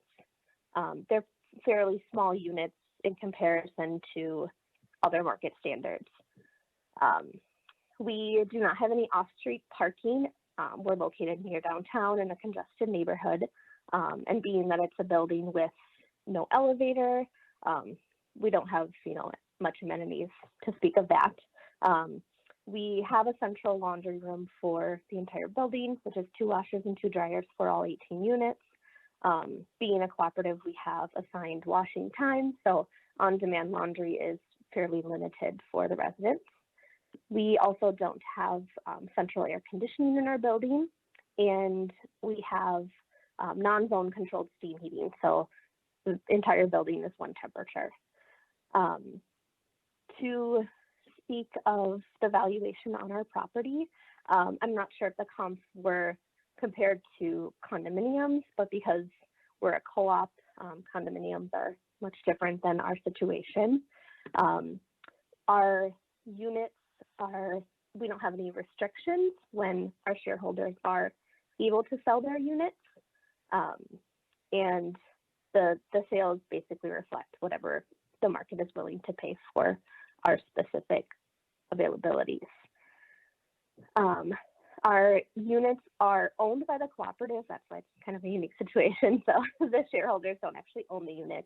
They're owned by our cooperative, and they're controlled by a lease and bylaws within the cooperative. Our building also isn't, carefree living like condominiums are. Our shareholders are responsible for weekly housekeeping chores within the building. They're also expected to participate in helping manage the building and things like that. We also don't allow subletting. It's pretty restricted. So our shareholders are permitted to sublet their unit for no more than 2 years during the life of their ownership. So it's kind of another unique situation to our building. Based on the current evaluations for our property and current sales history, we have had several units that have sold within the last 4 months. The parcel ID that ends in 0152, which is a corner unit, recently sold in December of 2020 for $130,000. The parcel ID that ends in 0146, also a corner unit. That one was in below average condition. It's in an average location in the building, and that one was actually foreclosed on by the association. So the sales price for that one in December was $60,000. And then parcel ID 0139, that one was in above average condition, also a corner unit, sold in December as well for $130,000 as well. So we have had some other additional sales within the last few years. For example, my unit I purchased in 2018. Mine was also in above average condition, corner unit, and I purchased it for $110,000. Our center units in the building, we haven't had recent sales of those units. Those ones typically do not become available often. They're usually purchased by individuals who are seeking affordable housing. They tend to attract people who have a more lengthy tenure because those properties are have a little less appreciation because they're smaller units and they're not on the corner. So people tend to stay in those units longer as they don't have as much to gain from selling it. The last center unit that we sold was in 2017, and that was for $65,000.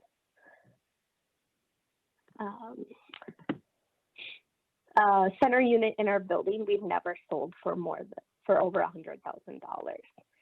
So the proposed assessment for those units is currently at $133,000, which is $3,000 more than our corner units, which are more desirable units, and those are the ones that we have sold recently. Just to kind of summarize a little bit, we don't have, a lot of amenities in our building. We don't have an elevator. We don't have in-unit laundry, no off-street parking, central air, no zone-controlled heating. We have some restrictive covenants being a residential co-op, as well as the tour responsibility and no options for any practical subletting. So those are kind of my thoughts. Do you have any questions? Thank you. I'll open up to the board members for questions and comments here. Board members, Mr. Chair, I have a question.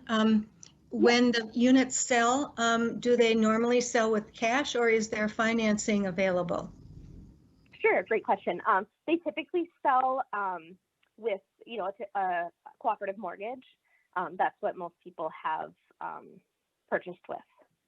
Oh, so a cooperative, a loan on shares. Correct. Yep. Right. Okay.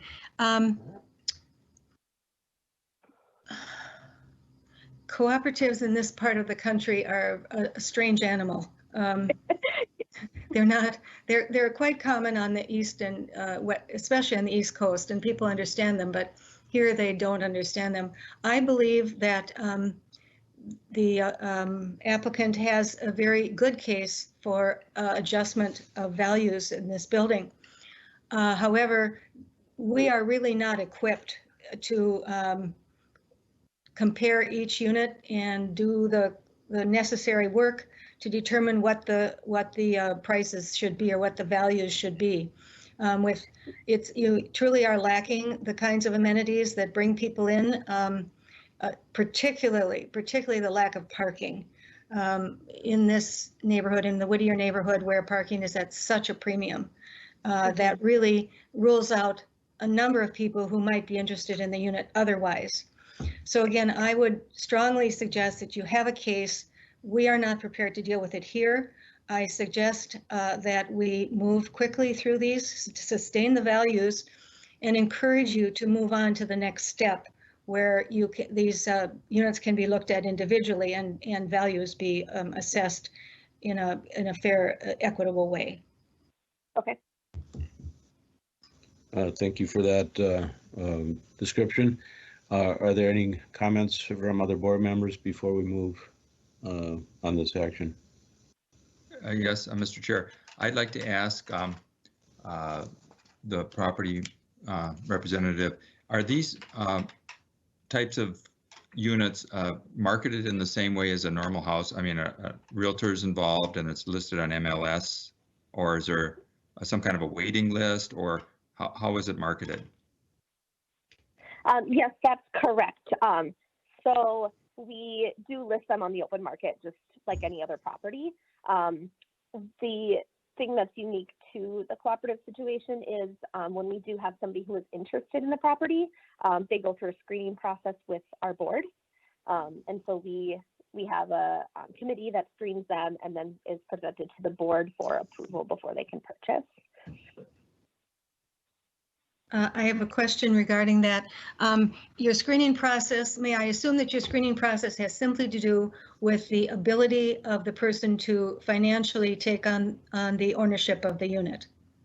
Correct. Yeah, a lot of it has to do with finances, as well as, since the cooperative is unique and a lot of people aren't familiar with it, just making sure they understand kind of what they're getting into with the co-op situation. Do you ask to see their financials? We have a screening process that does review financials to make sure that they're right, able to meet the needs. Yep. Okay, thank you. Before we move on, I have one question for the assessor.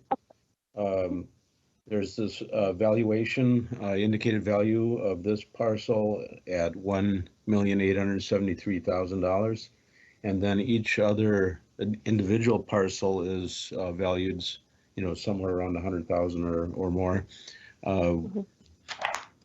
So is the building as a whole valued at 1,873,000, or is it part and parcel? Rebecca, if I could get some clarification. Sure, Chair Anderson, I'm going to defer to our cooperative expert, Nancy Wojcik, our Manager of Assessment Services. Nancy. Chair Anderson, members of the board, that is our master parcel for the cooperative and is a total of the cooperative units. So in most cases, the master parcel is reported as 0. This is just a cover sheet. So at this point, we just want to sustain the master co-op total value and we make sure that it adds up. Thank you for that clarification. With that, we'll now consider an act on the appeal for 2309 Grand Avenue South. May I have a motion, please? Mr. Chair, again, I believe we have to rule on each of these cases. So I would simply suggest that we start with one and move right along. I'll be glad to make the first motion. And then I would invite my fellow board members that we just take turns making motions. Thank you. And again, the first one will be that we'll act on is the total as a whole for the appeal for 2309 Grand Avenue South. May I have a motion, please? Before we do that, Mr. Chair, can I added up all the values and it comes out to 2,562,000 if there's 18 units. And if 6 are at 133 and 12 are at 147, just so it's clear, and I don't know if that makes any difference at all, as opposed to the 1,873,000. And maybe the assessor's office can clear that up. I think that'll be cleared up on the next level. Correct me if I'm wrong, Rebecca. That's correct, Chair Anderson. It's like Nancy said, the actual value that we carry on that master parcel is $0. So you are actually just sustaining the original 2021 value of each property. So you can go ahead. So do we not vote on this first one? Nancy, I think they can just sustain the original 2021 value, which is really $0. Well, it says 1,873,000 on my form here. Rebecca and Chair Anderson and board members, as a master parcel, I think you can add to the record that you are sustaining the master parcel total value of all units in common area. And that would clarify in the minutes that we've recorded the total of all cooperative units and all common area included. Rebecca, if you want to comment. No, I think for the record that clarifies it.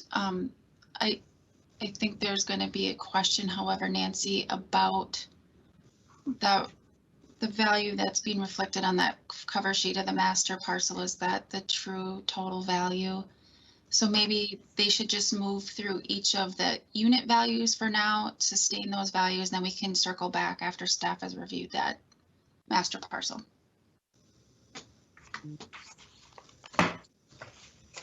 Yeah, I have that the master parcel at 2,562,000.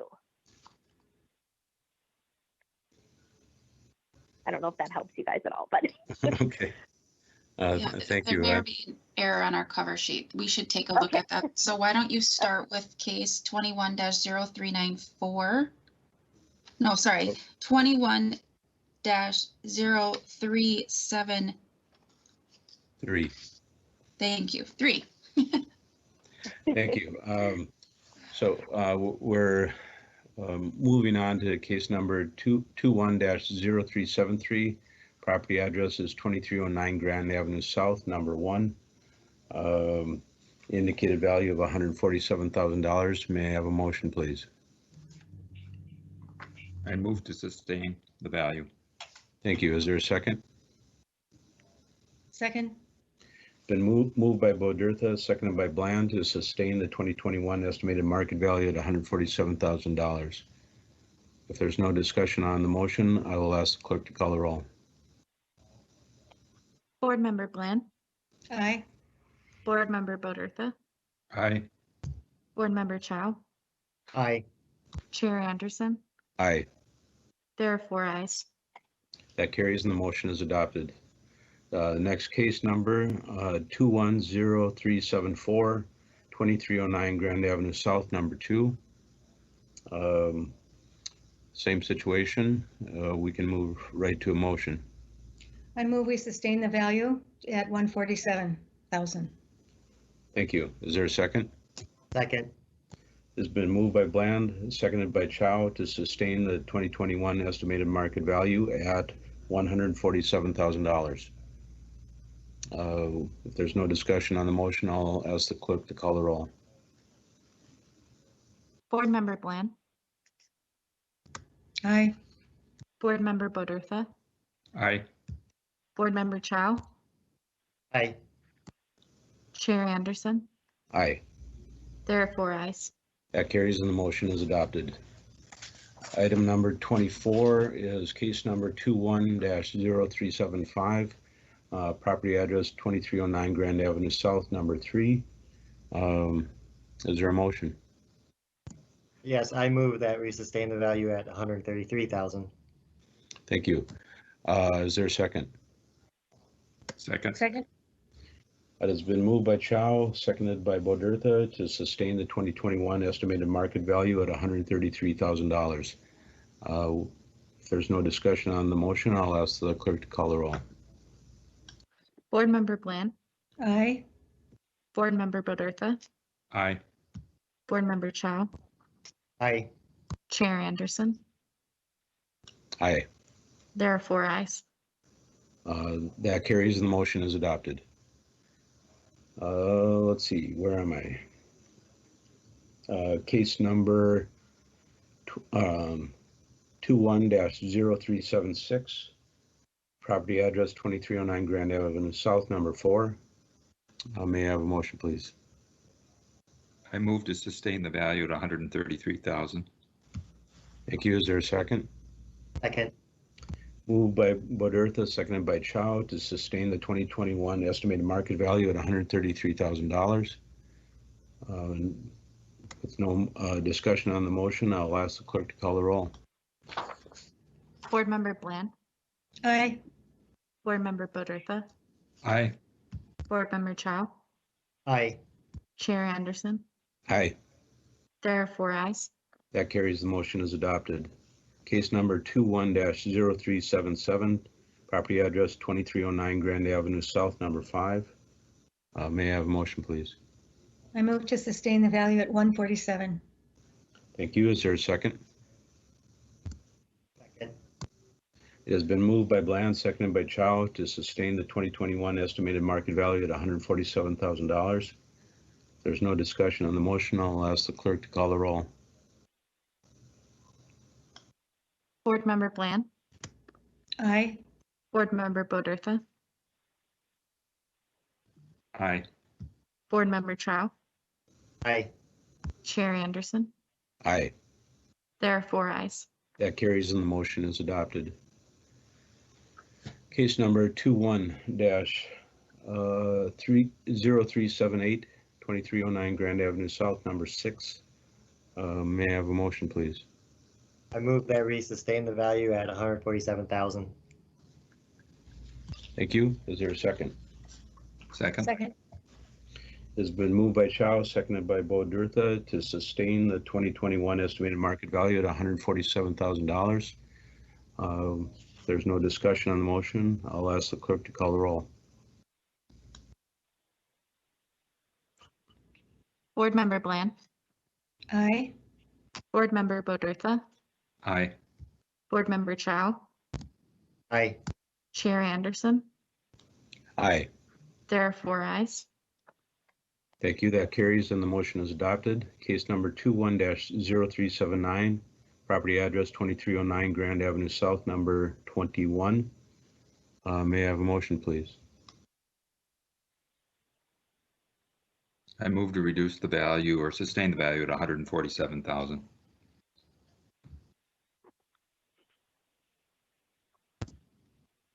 Second.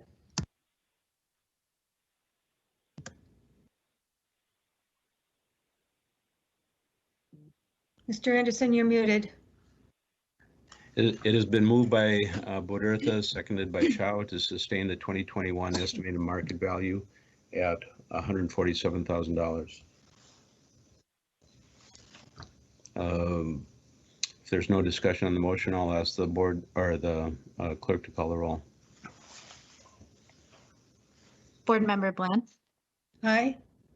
Board Member Bodertha, Aye. Board Member Chow, Aye. Chair Anderson. Aye. There are 4 ayes. That carries and the motion is adopted.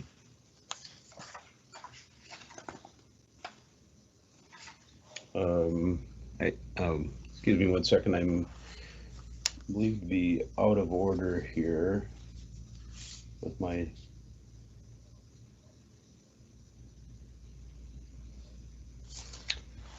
case number 21-0381. Property address 2309 Grand Avenue South, number 23. And may I have a motion, please? Mr. Chair, did we rule on 21-0380? Oh, excuse me. You're right. That's where I got out of sync. I'll start again.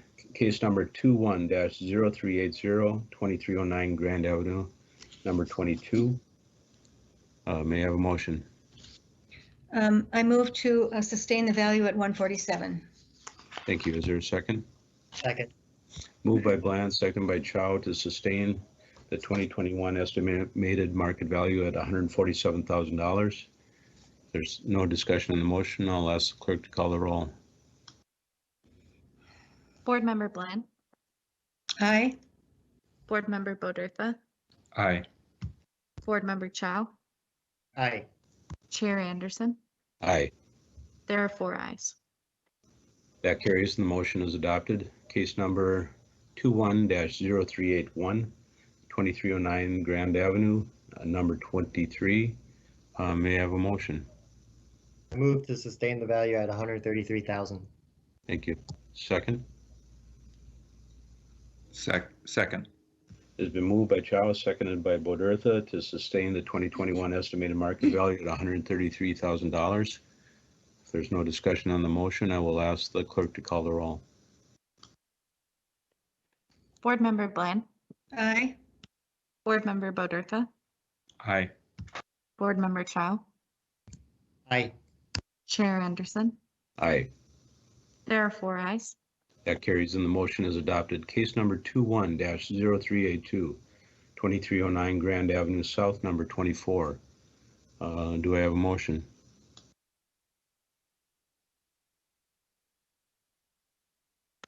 I move to sustain the value at 133,000.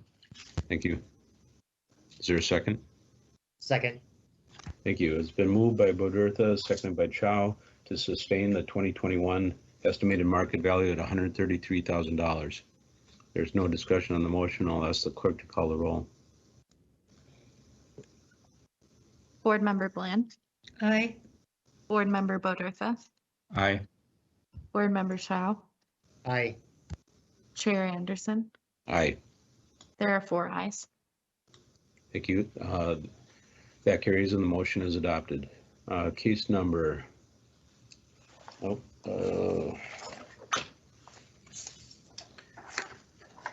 Case number 21-0383, property address 2309 Grand Avenue South, number 25. May I have a motion? I move to sustain the value at 147,000. Thank you. Is there a second? Second. It has been moved by Bodertha, seconded by Bland, to sustain the 2021 estimated market value at $147,000. If there's no discussion on the motion, I'll ask the clerk to call the roll. Board Member Bland, Aye. Board Member Bodertha, Aye. Board Member Chow, Aye. Chair Anderson. Aye. There are 4 ayes. That carries and the motion is adopted. Case number 21-0384, 2309 Grand Avenue, number 26. May I have a motion, please?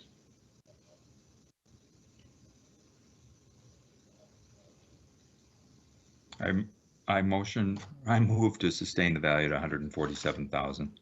Thank you. Is there a second? Second. It's been moved by Boderza, seconded by Chow to sustain the 2021 estimated market value at $147,000. If there's no discussion on the motion, I'll ask the clerk to call the roll. Board Member Bland, Aye. Board Member Bodertha, Aye. Board Member Chow, Aye. Chair Anderson. Aye. There are 4 ayes. That carries. The motion is adopted. Case number 21-0385, 2309 Grand Avenue South, number 31. Is there a motion on this property? I move to sustain the value at 147,000. Thank you. Is there a second? Second. Been moved by Chow, seconded by Bodertha to sustain the 2021 estimated market value at $147,000. If there's no discussion on the motion, I will ask the clerk to call the roll. Board Member Bland, Aye. Board Member Bodertha, Aye. Board Member Chow, Aye. Chair Anderson. Aye. There are 4 ayes. That carries and the motion is adopted. Case number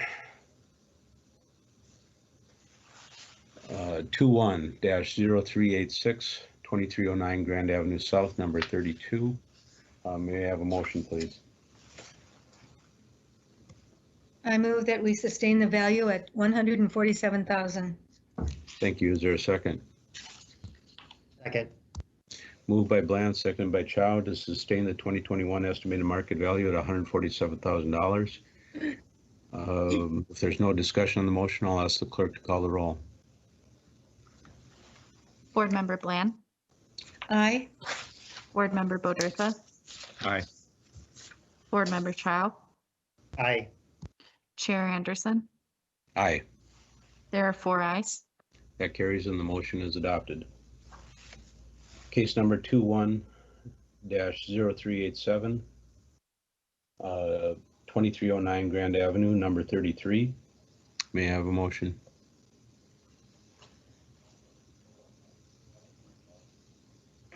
I move to sustain the value at 133,000. Thank you. Is there a second? Second.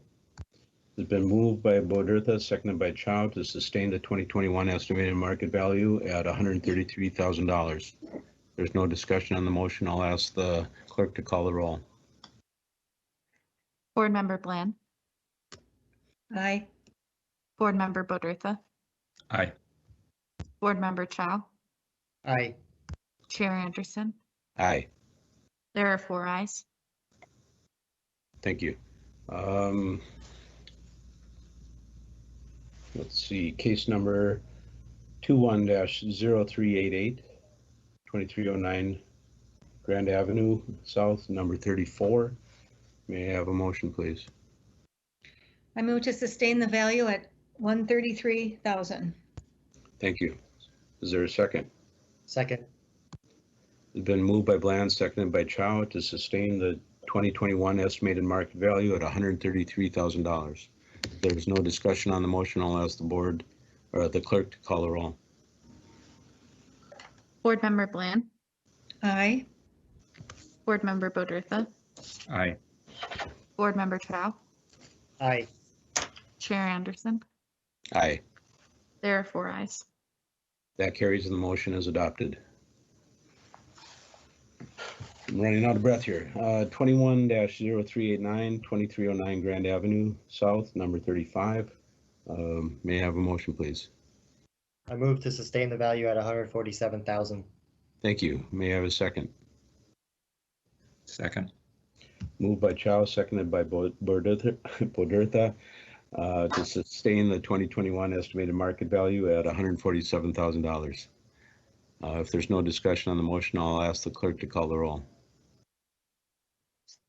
Board Member Bland, Aye. Board Member Bodertha, Aye. Board Member Chow, Aye. Chair Anderson. Aye. There are 4 ayes. That carries. The motion is adopted. Case number 21-0390, 2309 Grand Avenue South, number 36. May I have a motion? I think it's my turn. I move that we sustain the value at 147,000. Thank you. Is there a second? Second. It's been moved by Bland, seconded by Chow to sustain the 2021 estimated market value at $147,000. If there's no discussion on the motion, I'll ask the clerk to call the roll. Board Member Bland. Aye. Board Member Bodertha. Aye. Board Member Chow. Aye. Chair Anderson. Aye. There are 4 ayes. That carries and the motion is adopted. Rebecca, what do we have next year? Chair Anderson and board members. So unfortunately, I'm going to make this more confusing before I make this less confusing. And so to the appellant representing the property, there appears to be one parcel that wasn't appealed, and that is the parcel ending in 0153. Was it the representative's intention to also file an appeal on this case? On this property? Is Ms. Peterson still with us? Yes, I'm still here.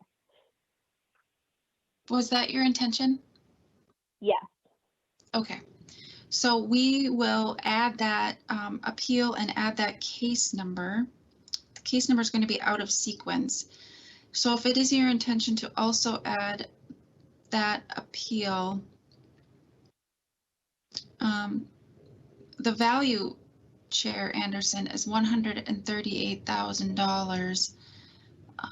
Staff can add the actual case number, but I would ask the board to also sustain this value so that we can keep this parcel as an active appeal and staff can work on it as well to keep equity within the building.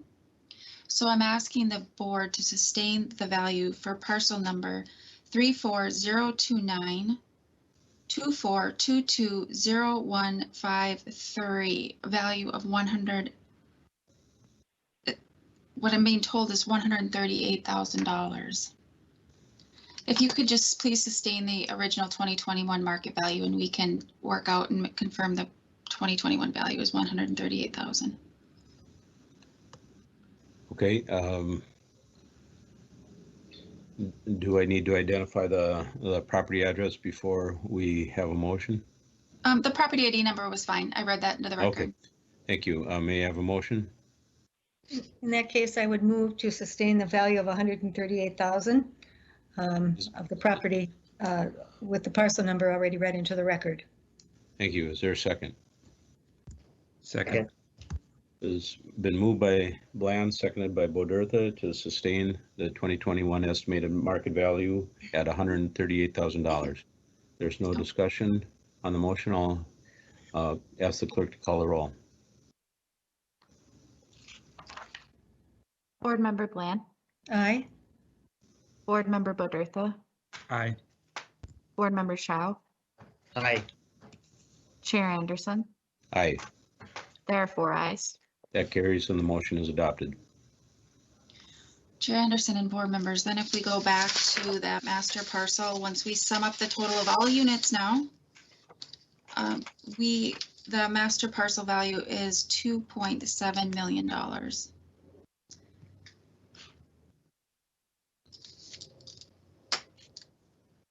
However, as we stated before, it's distributed amongst all of the units. Do we have a case number for that? Yep, that case number was 21-0334. Okay, case number 21-0334, the master parcel for 2309 Grand Avenue. May I have a motion? Mr. Chair, I move that we sustain the value for the parcel at 2309 Grand at its current value. Of $2.7 million? 2.7, yes, thank you. Thank you. Is there a second? Second. It has been moved by Bland, seconded by Chow to sustain the 2021 estimated market value at $2.7 million. If there's no discussion on the motion, I will ask the clerk to call the roll. Board Member Bland, Aye. Board Member Bodertha, Aye. Board Member Chow, Aye. Chair Anderson. Aye. There are 4 ayes. That carries and the motion is adopted. Very good. Board members, we were scheduled to go until 12 o'clock. So if I think it would be a good use of our time rather than to save it for the afternoon would be to move to valuation changes being brought by the city assessor's office to the board for your action. And that would be on page number 894. This is similar to the list of properties I read to you where it was an appeal that was settled less than 10 days before the convening of the board. So I just need to again read to you the property ID number, the original estimated value, and the indicated value. If it's the pleasure of the board, I will proceed with these. Please proceed. Okay, very good. Again, page 894 in your packet. Parcel number 2802924420024. Original value $1,930,000. Indicated value $1,750,000. Parcel number 3202924220066. Original value $1,135,000. Indicated value $1,050,000. 04028241300021. Original value $2,940,000. Indicated value $2,650,000. 2802924420145. Original value $1,380,000. Indicated value $1 million. Oops, I think I got off a line here. No, that's correct. Indicated value $1,050,000. 1602824340216. Original value $421,000. Indicated value $385,000. 1602824230036. Original value $651,000. Indicated value $570,000.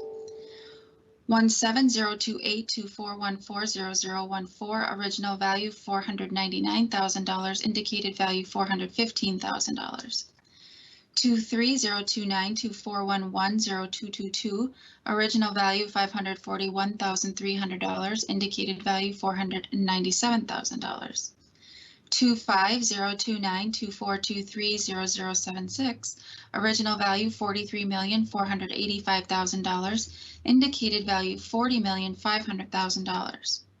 2702924330067. Original value $600,000. Indicated value $470,000. 1602824140129. Original value $512,000.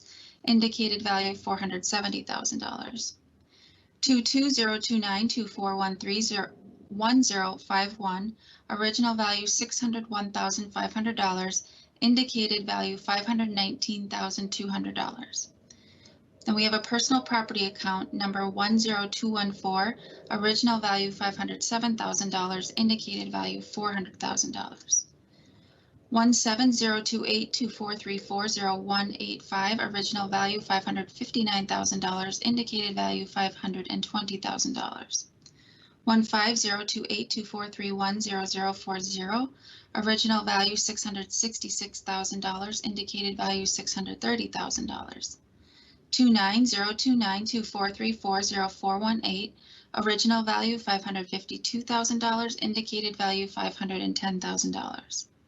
0102924110104.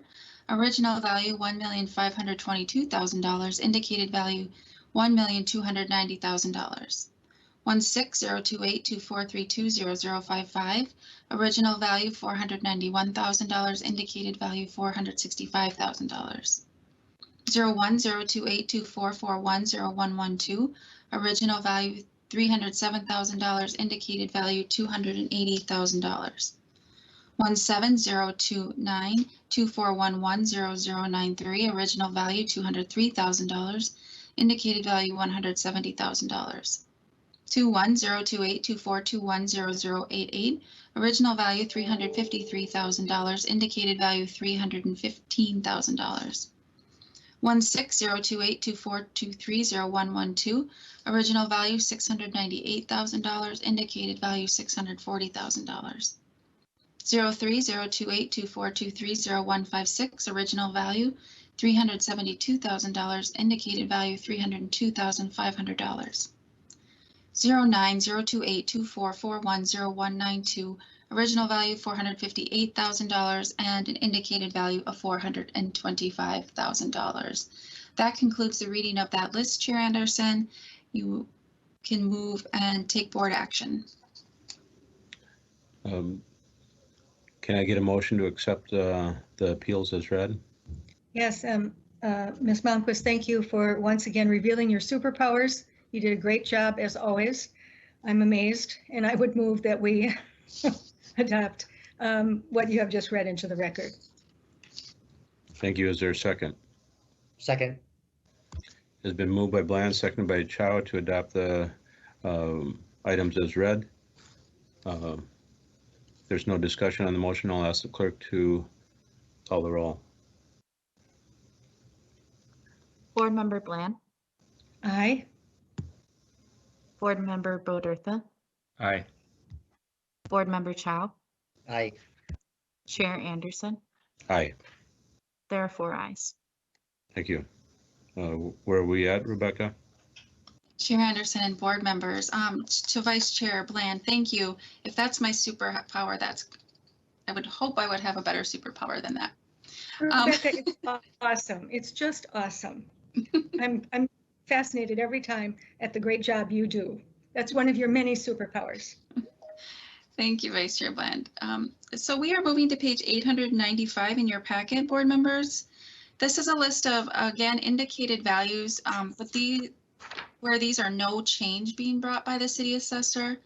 And we really need to just have you approve this list so we preserve these people's right to appeal to the county board. And you can approve this list as one total list. So looking for a motion to approve the indicated value of no change brought by the city assessor to the local board of appeal and equalization. Do I have a motion? So moved. Okay, moved by Bland. Is there a second? Second. Seconded by Chow to sustain the indicated market values on the list on page 895 of our record. There's no discussion on the motion. I'll ask the clerk to call the roll. Board Member Bland, Aye. Board Member Bodertha, Aye. Board Member Chow, Aye. and Chair Anderson. Aye. There are 4 ayes. That carries, and the motion is adopted. Chair Anderson and board members, one more agenda item for this morning, and that is page number 896. And I'm looking for a motion to approve the indicated value of, again, no change due to owner no response to our staff brought by our office to the local board. These are properties that at some point in the process we didn't hear from, and we just really want to approve this list of properties to preserve these people's right to appeal to the County Board of Equalization. So looking for a motion to approve the indicated value of no change due to owner no response. Thank you. Can I have a motion, please? So moved. Is there a second? Second. Been moved by Bland, seconded by Bodertha to refresh the language there, Rebecca. Approval of the indicated value of no change due to owner no response brought by the city assessor to the local Board of Appeal and Equalization for approval. Thank you. If there's no discussion on the motion, clerk, will you call the roll?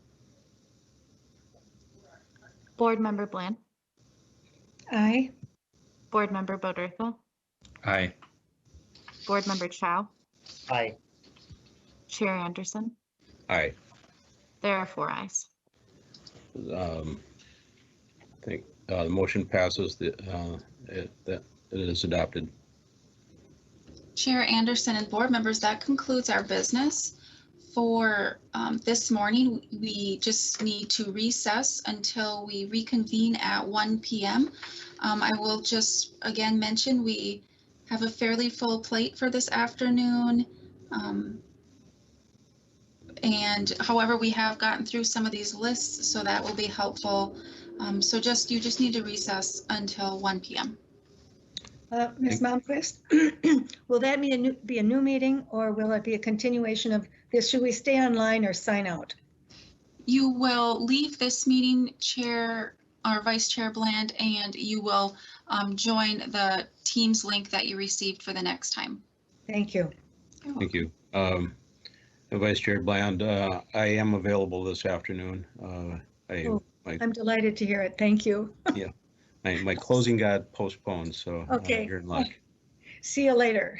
Okay, the meeting is recessed till 1 o'clock. Thank you, board members.